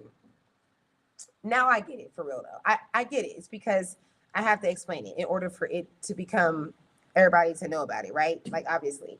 But at the time I was like, damn, like I'm tired of talking about this. And people weren't getting it. People were thinking that I was just talking about meditation. I remember being in my stories and being like, "This is not meditation. It's not meditation." If it was meditation, then everybody would be saying this. Like so many people would, right? It's deeper than meditation. So I went through that. I went through all the experiences that would bring me to doing that. And then oh my God, it's amazing. Like quantum leaping. People want to move out the country. People want to manifest new incomes or change their job. And I'm literally taking people into that reality that they desire and bringing it closer to them. And we are seeing results. Okay. This was 3 years ago. Um, and my reviews are there. Like I've always, one thing I've always had is reviews. Like I've never not had reviews. People, I share them. I didn't have the platform to share it, but I would put them in my story, like real ghetto advertising, just putting them anywhere, because people would want to share their experience. So that was very helpful for me, but it was still frustrating at the time. And so then I start to get this download that I'm supposed to be taking people into parallel lives for them to experience their past lives for trauma. I ain't want to do nothing with no trauma. I didn't want to work with trauma because I wanted to just stick with the happy light stuff. Okay. I want to help you manifest with ease. All right. I was like, I don't want to do that. Don't make me go into this darkness of trauma and all this stuff of what I was assuming, that it would be. Because when you hear trauma and when you think of healing, you think ugly, you think this ugly thing going on and all this, this deep stuff. You always hear people say it's not pretty and all this kind of stuff, and I know that from my own personal healing too. So I just didn't want to get that deep. And honestly, y'all, I was skeptical of people being able to like take people into another reality to fully experience that. If we rewind, which is a weird thing that I was skeptical of that, because if we rewind over 10 years ago, or before that time, over 10 years before then, what was happening when my ex-husband was reading Michael Newton's book and I was connecting with those souls and I knew that those had been my guides. Like Michael Newton does the same freaking thing. And I had never connected those dots. I read that whole book like to my kids. I had never connected the fact that those were souls. It took me so long to understand, like literally, that's a 10-year span or more to understand that those were souls speaking and that he was doing the same work that I was denying myself of doing. So, leave a comment if this story is interesting to you. Leave a comment, hit a thumbs up, all that cute stuff, because y'all ain't saying nothing in like 40 minutes. But I'm assuming that that's because y'all really are like tuned in. Okay, so let me know. Let me know if this is interesting to you. So, okay, what happens? What happens? It's about to get real. So, they're telling me that I have to do this, and I'm like, I'm not doing that. I'm gonna stick to happy stuff, and I'm gonna stick to helping people stop their habits and go into the parallel reality. I mean, not not parallel. I wasn't really saying parallel. I was just saying like quantum leaping kind of thing. And even that wasn't even, you couldn't even say quantum. Like people were not even getting quantum back then. And so I reach out to Pat, right? Remember, I found Pat 2 years prior, or maybe a year and a half prior, because I was going through that anxiety attack after reading everybody. And Pat ended up having this technique that really helped me. And I don't even know what else, maybe. Like, I never even, like, I mean, I guess I stayed up with her, but Pat is old school. Like, she been doing this. I mean, she's no longer, in the physical form with us, but she had been doing this for like 30, 40 years. So she was really old school. She wasn't like a bunch of videos on YouTube, like stuff like that. She wasn't doing that. So I don't really even know why I went to Pat. Like, let me not say that. I went to Pat because of what Pat told me. Is my guides had sent me there. That's really the truth. So I go to Pat because I want to know if I am tripping about getting this message that I'm supposed to take people into past lives to release trauma, like to have them do this whole thing. And I'm just like, I only go to her for this. Okay. Pat is a psych. She was a psychic herself and she trained people to be psychic. Okay. If you know Teresa, I can never pronounce Teresa's last name, but she was on a show. She's like the most famous psychic in the world right now. And they actually had I think it's like the only psychic show. And they had a show years ago, and Teresa was trained by Pat Longo. And Pat Longo always told me that I reminded her of Teresa, which was very, very nice confirmation and validation that I needed so much. But thank you. Thank you so much, Denise. Is your name Denise? That's right. Um, so okay. I am talking to Pat, right? Pat is a reader. I am not trying to step into this whole like medium thing or nothing like that. Mind you that my friends have been telling me though, my psychic friends, one of my friends, shout out to Ghetto Medium, she's on YouTube too. She been like cussing me out for years because she's like, Dayla, do the readings. You need to do the readings. You're supposed to be reading. Jennifer will always be one of the most biggest like things in my life. She will always be one of the most biggest transformation like pivots in my life because she was not afraid to cuss me out. Okay? She was not afraid to tell me you are really not understanding what you are. Like you are really in denial and most importantly, Jennifer was the first person to tell me that I am channeling beings that are called galactic. Like I knew since I was a little girl that they were not from this planet. I knew that they were they were planetary and not from here, but I never knew what to call them. And I ended up getting a reading with Jennifer about 2 years prior to this. And as soon as we got on the call, she said, "Oh my God, you have galactic beings." She's like, "I never read for anyone that has galactic beings. Like you're like me.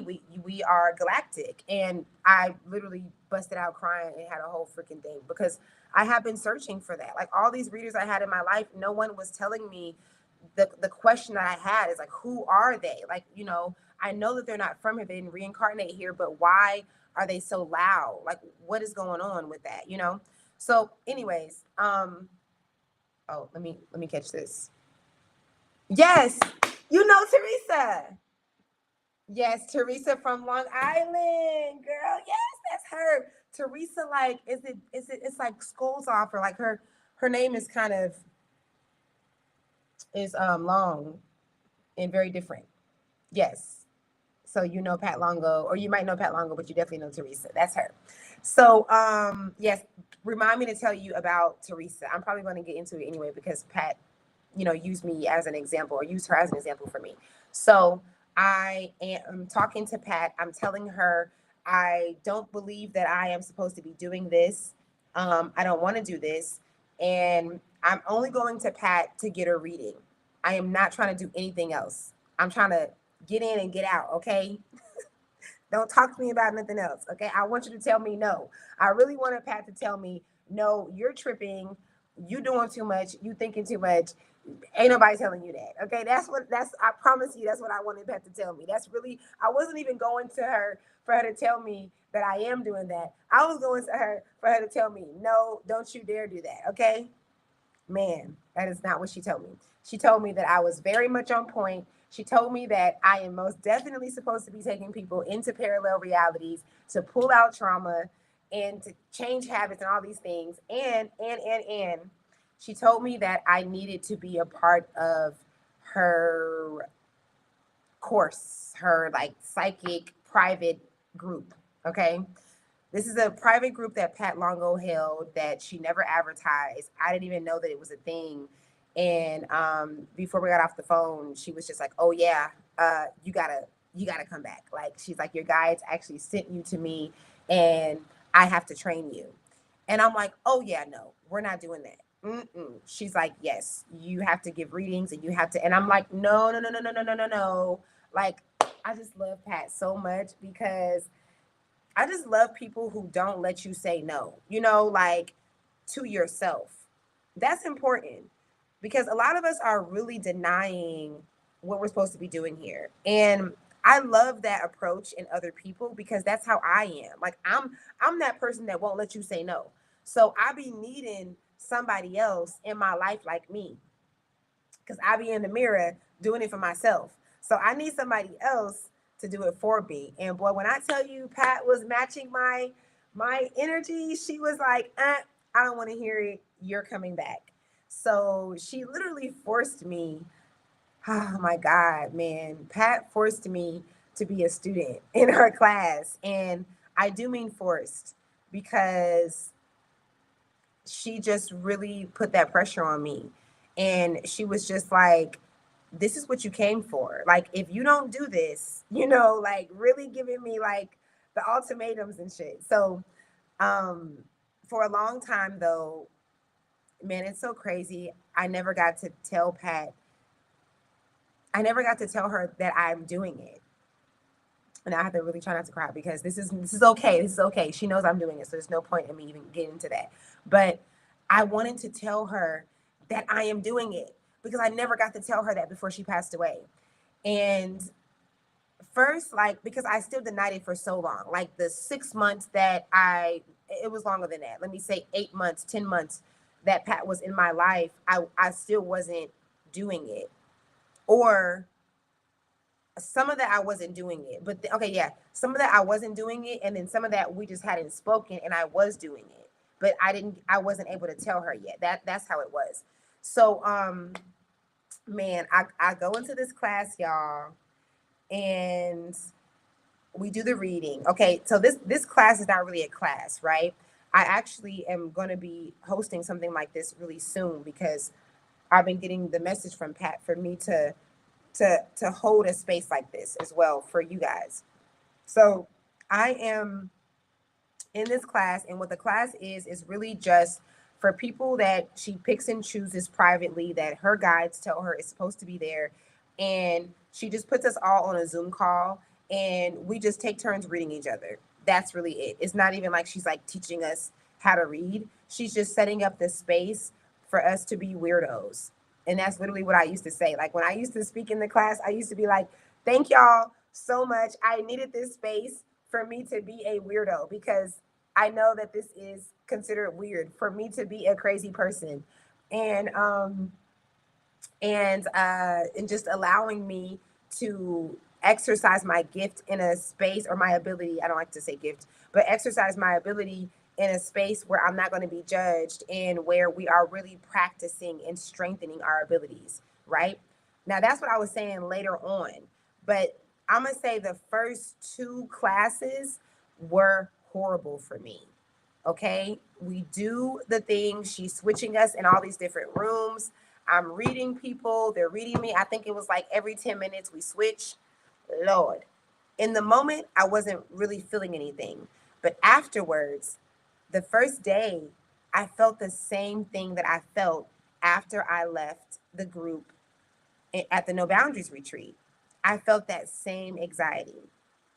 And I can remember how it went, because at first, like the first day, the anxiety did come immediately after the class. Like, after the thing of us reading each other, Pat would put us all together, and she would have us share what we experienced, like certain things, or how we felt. So she would say, how do you feel? How do you feel? And she asked me how I felt. And I think I was new. First of all, you guys, I was new to this private class, and every single time I did this, like, multiple times for months. Every single time I was the only black person. There wasn't a black man, and there wasn't a black woman. Every single time. That's crazy to me. But we'll talk about that later. That says so much to me. But so she asked me how I was feeling that first time, and I was like, I do remember immediately feeling the anxiety. I was like, whoo, that was a lot. I was like, I feel weird. I don't like that. I don't like this. This feels really weird. You know, like me reading for people, which I've done my whole life, has not been done with a title on it and with like the pressure that I'm reading. It has been done with me naturally speaking to people like I do, and I'm just coaching or I'm just speaking. You just give me a little bit of information, or maybe not, and I'm just coming through with the wisdom, right? So to put it under the category of me like reading, that was a thing for me. Like I didn't want to connect with that. Even back when Jennifer was telling me, like, yes, you are. That's what you're doing. You've been doing this. And I'm like, no, you know. So I'm like, I'm supposed to write a book about you guys. I'm not supposed to I'm over here thinking like I'm just supposed to tell people about you guys. I'm not actually supposed to be one. So I felt horrible that day. I remember explaining in the thing, and she told me that first day she said like to the class, she was like, "Dayla reminds me of Teresa because Teresa was Pat's like life changing um, what do you call it, student." She talks about her in this book, The Gifts Beneath Your Anxiety, because Teresa is the one that changed Pat's life and made her realize, like made it come full circle for her that we really do have gifts beneath our anxiety. And Teresa did that because Teresa was super sensitive. She was like myself, a child of anxiety and a child of eczema, a child of nose bleeding, a child of really bad toothaches, like all these things that we think are just like physical things, but they're actually because you are a sensitive being. You are literally coming in from another space and time, remembering who you are and feeling it all at once, right? So, yeah, that was that on the first day. And I had really bad anxiety after that, and I hated it. And I didn't want to come back. And I remember in the class, I told everybody, I don't actually want to do this again. And Pat was just like, I know you sound just like Teresa, but you are going to come back. And I was just like, no. So I came back the next week. um, we did the whole course again. I mean, the whole thing again, reading each other. And this time, I said that I felt better. At the end of the class, I'm like, I think I feel better. I still don't like this. I don't like that you're making me do this, but I feel better. That's what I said, right? We got off that call, and I have an anxiety attack. I completely lose my mind. I completely lose my freaking mind. I cannot explain this to you guys. You guys are not going to be able to probably even get this unless you have this experience. It's going to just sound crazy and weird to you. But I start to question my entire existence. It's just like, you just be like, how could I know that? Like, how could I tell a person that? How could I, like, how could I do that? You know, like, and then it's like, it's deeper than that because you are going into another frequency. So it's just like you're not used to this. And I don't even know if I want to say that. You just are coming in terms with accepting yourself and accepting what this really is. And it's just really can be shocking for you. And also, you're picking up on other people's energy. So that is already very strong and can be very overwhelming. So I would read you guys. Let me read y'all the email that I sent Pat. That's what I should do. I might end up crying though, for real. Like for real. If I read this voice message, I mean, if I read this email, I really might cry, y'all, because it's just so deep, y'all. This has been such a long journey for me. Ugh, not my phone going dead. Not supposed to be reading this clearly because I don't think my phone's gonna stay on.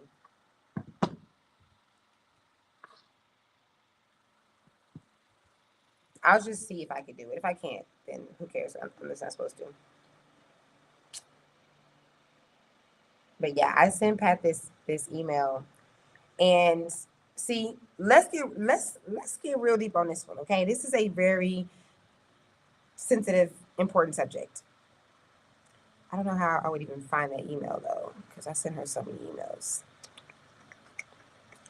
Um, this is important because how do I say this without people being weird?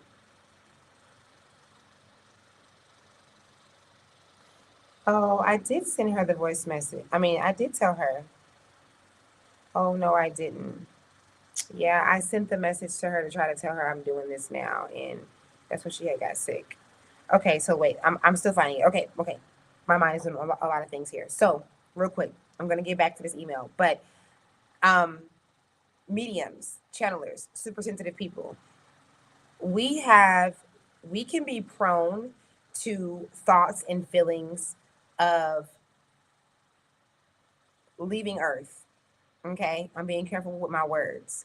I have had thoughts and feelings of leaving Earth. We know there's another term that we call that, way before I experienced anything in this reality that should make me feel like that. When my life was just perfect and happy and I wasn't having no kind of trauma and nothing was bad going on, I've had those feelings and those thoughts. And it is not because of the judgment that people put on people who go through that and that feel that. It is not that. It is because I feel things very deeply. And it's because I really have a really like knowing about this reality and like the different realms, like life and death and that whole thing, right?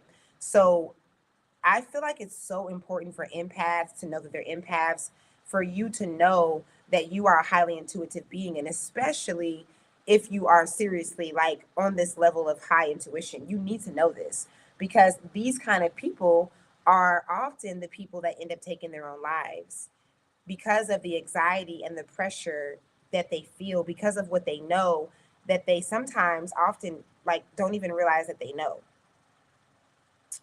So I love that Pat was very aware of that,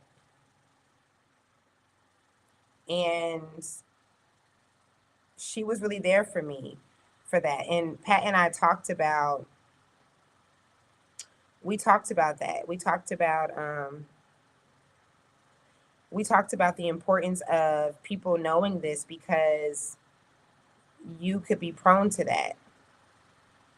I bet if I type in anxiety and losing my mind, it will come up. Let me see. Oh, oh, oh. Was that it? Okay. I think this is it. Okay, guys, this is real. This is like my real feelings in the moment, okay? So, this is after the second class that I did, right? And I'm not knowing that I picked up on a bunch of energy and I'm having feelings now that weren't like I remember being cool. Like I remember being fine and being like, "Oh, I feel good. Let me chill." And da da da da. And then it just went like just plunged into this whole thing. And so I messaged Pat. I email her and I go, hey there, Pat. I hope you are feeling great. Damn it, that's not it. Oh, maybe it is. And I was just trying to be, I was being very controlled. I was trying to control myself.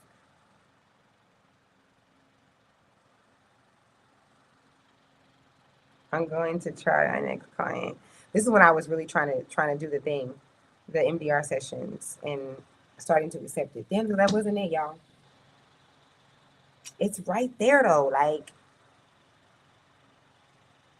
dang, I thought that was it. Because I did still obviously we talked about anxiety more than once. Damn. Okay, is this it? I'm sorry, y'all. I'm so sorry. Okay, real quick, just give me 1 second because I want to read this to y'all. It's just so much better to get like a live thing, you know? Let me know if y'all have any questions. Let's answer questions. Let's do that in the meantime while I'm trying to find this real quick. It's gonna take me like 2 minutes, swear.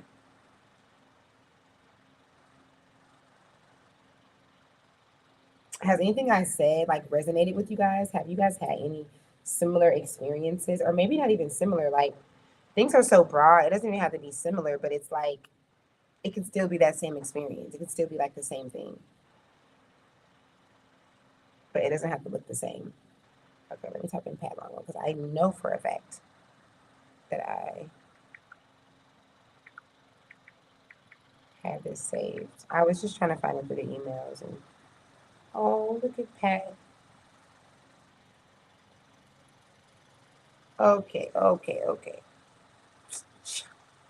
Cha, you're kidding me. Well, damn.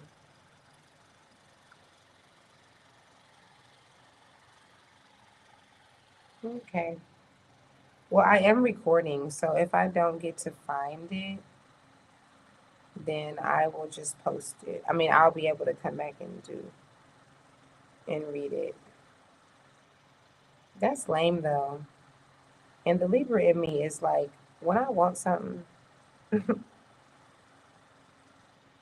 I mention anxiety so much though. Me extreme anxiety with also making started having anxiety. I locked myself. Let me see. God damn it. All right, y'all. I'm not gonna find it clearly. Let me see. Oh, because Pat, one day she was like, the class was supposed to be on the next day. This is how much anxiety I was having about doing this, y'all. The class was supposed to be the next day, and Pat messaged me and said, "Hey, I wanted to tell you that class is today. It's on Sunday." Da, da, da, da. And I said, "Oh no!" The anxiety that came over me reading this, my energy was preparing for tomorrow, not today, Pat. Like I said, "Oh my God, could you not do me like that?" Okay, so it got to be before that. Thank you so much for understanding. I can't wait. Da, da, da, da. Damn, y'all. I wanted y'all to be able to really feel. Oh, I think this is it. Very interesting for me to say the least. I can't wait for the next. Da, da, da, da. I feel emotional overwhelmed. This is it. I found it. I've had a similar experience happen to me. Really, lately I've been finding myself saying things out of the blue that initially doesn't make sense. Nice. This is good. That is good. It's not you. It's not only you. It's not only you. Y'all, I've been telling y'all, first of all, if you haven't been having these experiences before, coming into where we're going, you're going to get this. Like, we're going into the new earth. Open contact is coming, you guys. Open contact is technically here. But by the time we are reaching the end of 2027, open contact is going to be on like full throttle mode. Okay, you guys are going to be saying things and channeling. You're going to see people that were just one day in one belief, and all of a sudden they're just so open. And yeah, we're going to be doing that. So it's happening. So let me read y'all this email. I think I found it. So I say, "Hello, Pat. I hope everything is great with you. I wanted you to know I appreciate the space you've created for people like us. It was very interesting for me, to say the least. I can't wait for the next class, but I also feel a lot of anxiety right now. I feel emotionally overwhelmed. I've cried a few times since the call, and I'm not sure why. I just don't like I just don't like this feeling. I just want to get past this and do what I'm supposed to do, if I'm supposed to do anything when it comes to this ability. If not, I want them to leave me alone so I can just be normal. I don't okay, I'm not gonna cry. I don't understand why mediums and channelers never talk about this part. If it's normal for everyone, sort of like a rites of passage for everyone, then why aren't there support groups? So I'm talking about like everyone that is like mediums and channelers. Like, if this is normal to go through like this thing where you kind of go through like the journey, the hero man's journey. If you guys ever heard of the hero man's journey, where it's like you don't know your gift, you don't know your ability and what you're capable of, and then you go through these series of events that bring you to light, to knowing that, and then you got to go through trials and errors to understanding that, and then you come out on top. It's the story of all the movies. It's all of the movies where there's like a hero in it, and the hero has to get strong and learn their abilities and practice and things like that, and then they come on the other end knowing and helping, and like it's that journey, right? And so I've already talked to Pat about my frustrations, and that's why I'm saying to her in this message, like, if this is so normal, if all of y'all have done this, how come y'all not saying shit? Like, I was genuinely frustrated. And so I said, like support groups. And I had searched for a long time, for years, for support groups. I actually created one. Oh my God, I forgot. I created a support group that had like one person in there. I should go find that. That was years ago. That's so funny. Okay, so I searched this past week and nothing about being in denial about this ability and trying to cope and get out of my own way to channel when it's time. I really feel like I need to talk to someone who understands. It makes me feel how I felt as a child of being tired of being here because it's so hard knowing things and feeling like this here. Earth is too dense for me. Okay, so that wasn't so emotional like I thought. Okay. It felt even worse in that moment. Let me tell y'all what Pat says. She responds and she says, "For starters, I am glad you enjoyed the class. I totally get what you are saying. Everyone goes through it differently. When you come back to class, bring it up to the group and maybe they will have some insight into what you are feeling. For now, I want you to have a journal around and start to write. Spirit may come through and help to eliminate the anxiety and overwhelmness that you're feeling.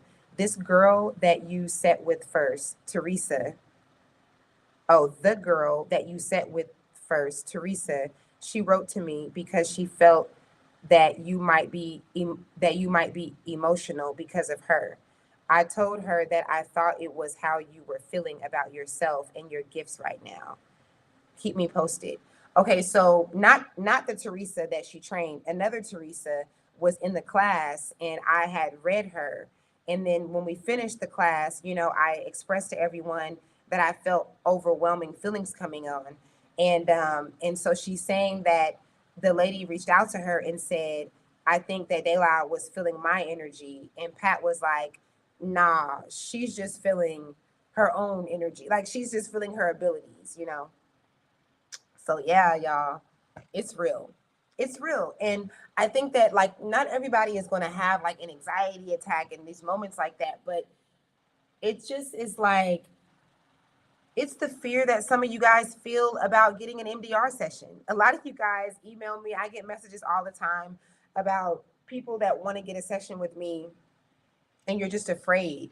It's the same fear of like facing the true you, facing your fears, facing, if I said right now, those of you watching this that are highly intuitive and know that you channel and know that you read, if I said right now, come into this group and we're going to start reading each other and I'm going to show you how to strengthen your channeling, a lot of you guys would be so nervous and be so in denial of that. It's that feel. I'm using that as an example so you could relate to what I just shared with you. But it's like that feeling that it might not feel as extreme as what I'm expressing from my personal experience, but it's underneath everything. It's underneath all of that. Let me read this message here. I've seen multicolors since I was a child. I see them day or day night. I would try to put them under my pillow. Oh my goodness.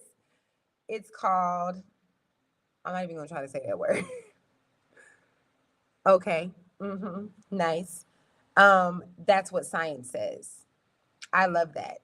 So I don't know if the science that has that label with that name is completely accurate because I haven't researched that. But I do know that there are mediums and channelers that had that same experience when they were children. I do not remember having any experiences um, with seeing things. Everything was like claircognate. I think that's the one. Um, I think that's the one. I always the one that I mostly am, which is the knowing, is the one I forget the most. So I think it's called claircognate. But but I do know about that experience. So I've seen people talk about that, and it's you being in another dimension. That's not really accurate how I said that, but it's you being in another frequency, or because the dimensions are really inside of us. But it's you basically like how we're all here in this dimension, but we are seeing things from a certain frequency. So really what's happening, guys, like while you guys are just seeing me in this camera in your phone or on your TV and nothing else is around me, it's just me. What's actually happening is a bunch of stuff. There's a bunch of stuff going on. There's a lot of things just like going around, and there's lights and things all around me. There's twirls and squirrels and like just all types of stuff. Probably not squirrels. I don't know why I said squirrels, but twirls. Okay, swirls. That's what I wanted to say. And that is happening right now in my reality. But a lot of children who channel like myself when I was a child are able to see those things. And that's what you experience. You experience what is already happening all the time in front of us. It's just that you were on the frequency as a child to be able to pick it up. And I have literally watched someone's story talk about them literally taking it and putting it under places and like tucking the lights and stuff and thinking that it was normal. Most people that had that experience thought that everybody could see the light. And they're just like, y'all see this? Like, and then after a while they realized that they were the only ones. My brain's interpretation of the energy that the materials that the materials electronic structure. Okay, yeah, you say what I said. Uh-huh. Yeah. That's dope. That's dope. Even your interpretation is probably you channeling. It's probably just not you. That's dope. Yeah, y'all. So I end up, going through that training under Pat. And it was really cool too because the other day I was having a moment. I was having a sad moment about Pat. I just have to accept that I was not able to tell her. I was so excited to tell her because she knows how much I was denying, doing it. And I'm always the one like pushing people and showing them who they really are and helping them get to their light that I really felt like, oh my God, like I owe her this. Like I owe her to tell me like the work that she put in to do what I've done for so many people. It worked, like it helped, and I'm doing it. But I do understand that obviously she knows. But I was having this moment the other day. This was just like maybe 3 weeks ago, and I could feel Pat telling me that I needed to create a space like this for other people. I've heard this already from her before after she passed, but it just was really strong in this moment. So I'm literally in this moment sitting right here at my desk, and I am getting sad and I'm thinking about her and that whole thing. And in the moment of me having these thoughts, I get an email. Somebody emails my business email, Daylight Earth School, and they are telling me how grateful they are that I suggested Pat's book because they read the book and the book has changed their life. I am literally in the middle of this moment. And then, like, what was so cool about it is because while I was feeling her tell me, like, yes, like, create this space for people, she was saying, like, share my book, like, in the middle, I'm like, I'm hearing this, like, share my book, share my book. And I'm like, am I, is this her? Is this me? Is this us? Like, I'm like questioning it, but I'm also feeling it. And then I get this email in the middle of that. And the lady was just breaking down to me how the book has changed her life. And she was like, I know I'm not an empath, because Pat talks about empaths in the book.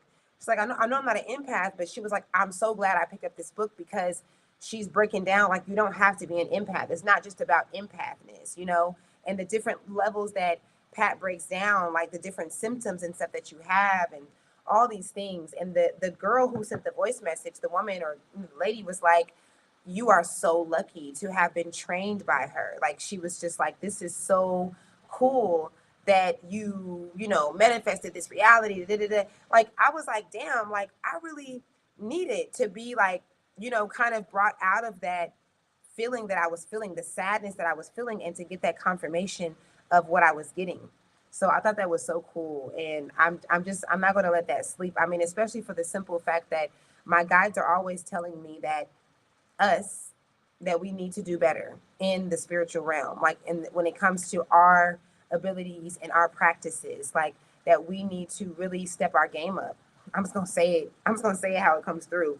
We need to step our game up because when we're talking about spiritual practice, we are so caught up on Ifa stuff and the same kind of like African center practices, and nothing is wrong with that. Like that is there because it's supposed to be, but we are really missing there's a big gap between us and understanding like consciousness and like quantum, like the quantum stuff. And I don't mean like the TikTok university stuff that like you can find black people talking about it now, but it's like regurgitated stuff. I'm talking about like why aren't we the ones writing the books? Like how come every single book that I own in here, unless it is an African centered book, if it's a book that has assisted my my children and I with understanding these things about frequencies and all these different things that I have been my whole life, it's no one that looks like me. They don't look like me. And so yeah, that's just a huge thing for me to help like pass on that torch with that space that Pat created. And Pat understood that about me being a Black girl and being the only one. She understood that. Like we briefly talked about that actually. So yeah, that's a thing. Um that's it. That is probably not even half of my story, but still a very big portion of it that I was able to share. Um I started, doing these sessions now. Ooh, why you do that? Hold on, y'all. I know, my thing didn't get full. I think, you see how ashy that is? Look how ashy this green is. Ta-da. Um, yeah, I think I'm gonna wrap it up right there, and I'll come back and tell more. Yeah, I have too many dang stories. I was talking to Jesus the other day. Jesus was talking to me. It was in my session. I haven't shared this. I haven't shared this because of the conflict and the contrast of everybody's beliefs and stuff. But I was talking to Jesus. This was actually like a month ago. I was doing a session with someone who is, um, in the church, and she was doing an MDR, and we wanted to speak to Jesus, so he came through, and Jesus told me to tell my story. He told me that that's what I needed to do. And that's also what prompted me to come on here and do that, especially since the person was like getting the misunderstanding of like why I say Earth is school. So I was like, you know what? Let me just listen to Jesus and tell my story, because my story is hard to tell, y'all. I feel like my story is hard to tell. I live a lot of lives in this timeline. Like, where do I even begin? Like, do I start with my marriage of 10 years? Do I start with, like my journey here? Like, it's all over the place. Like, am I coming from this thing that I shared here about my channeling? Like, what level? But I guess it's all one. So yeah, that's it. I hope that you guys enjoyed this. How long have we been on here? This is like I haven't done a live this long in a minute. I used to do hours of a live, y'all. 4 years ago, I used to be on live. I have one live. It's my longest live. It was like 4 hours. But I wasn't talking to myself. People was in there. Like we were going in. That's why I end up, besides me telling the story, that's why I end up on live so long, because you guys end up making me say more stuff. But yeah, I really appreciate you guys for tuning in and sticking with me throughout this story. I think my camera, how can my camera be full? Is my camera full? That is crazy. No, it's not. It's not full. Damn it. I just missed that. I didn't record that part. Okay. I thought it was full. For some reason it went out. So yeah, I'm gonna get out of here. I'm scared to look at the time because I have a session in the morning.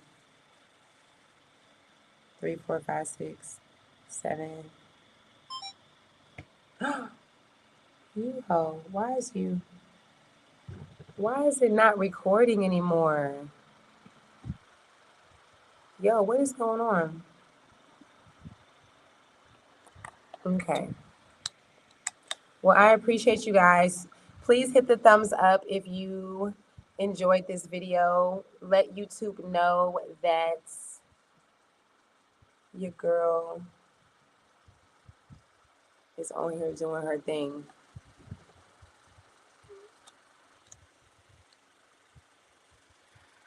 My camera is really tripping now. It's saying it's a wrap. But yes, share this video, guys. I know this is a long freaking video, but share this video and let YouTube know. I mean, when you share the video, when you thumbs up, it lets YouTube know that they would like to put my things on people's screen. Okay. All right. I'm tired. I love you guys. I appreciate you guys. Oh. Let me read. I try to give y'all time so I don't, because I will literally leave and then I see the message. I followed you for a while. Didn't know it's been 5 years in Senegal. I know, right? Wow, you always inspire me. Thank you so much. Thank you for sharing that. Time is crazy, right? Because how and why and when and where? How could it have been 5 years already? That's half of 10. I'm almost here for 10 years. That's how extra I am, y'all. Like, that's just like a whole reach. But it is like that because I feel like we only been here for like 2 years. So if 5 years goes by this fast, I've almost been here for 10 years at this point. I hit the halfway mark of 10 years. That's amazing. No, but I appreciate you guys so much. You're welcome. You're so welcome. Thank you for watching and tuning in. Thank you for staying this long because I probably take a long time to tell a story. But if you guys are interested in any of my services in receiving any mentorship and channeling or an MDR session for me, you can reach me on. Why is my camera off again? You can reach me on my website, earthisschool.com. Here we go. You can reach me on my website, earthisschool.com. You can also just email me directly, or you can contact me through my site. And my email is dayla@earthisschool.com. I appreciate you guys. I love you guys. Thank you so much for being here. I genuinely appreciate your support. And I truly feel like when I am on here speaking and sharing myself, that I am not for everyone. I am for individuals. I am for, like, if you are still here and you're still watching this, this is really for you. Like, dead ass. I know that's not the traditional spiritual way that somebody would say it, but dead ass, this is your guide speaking to you, okay? I am coming through to look like you, to sound like you, not to come through like this extra hierarchy guru that is speaking very politically correct and those things like that. That's not why I'm here. And so I just know for a fact, and my guides have told me, they even told me that this 2025 year that they are sending people to me, and it is happening so that you guys can be ready for open contact, so you can be ready for your gifts and your abilities. All right, y'all, until next time, thank you for rolling with me. Peace out.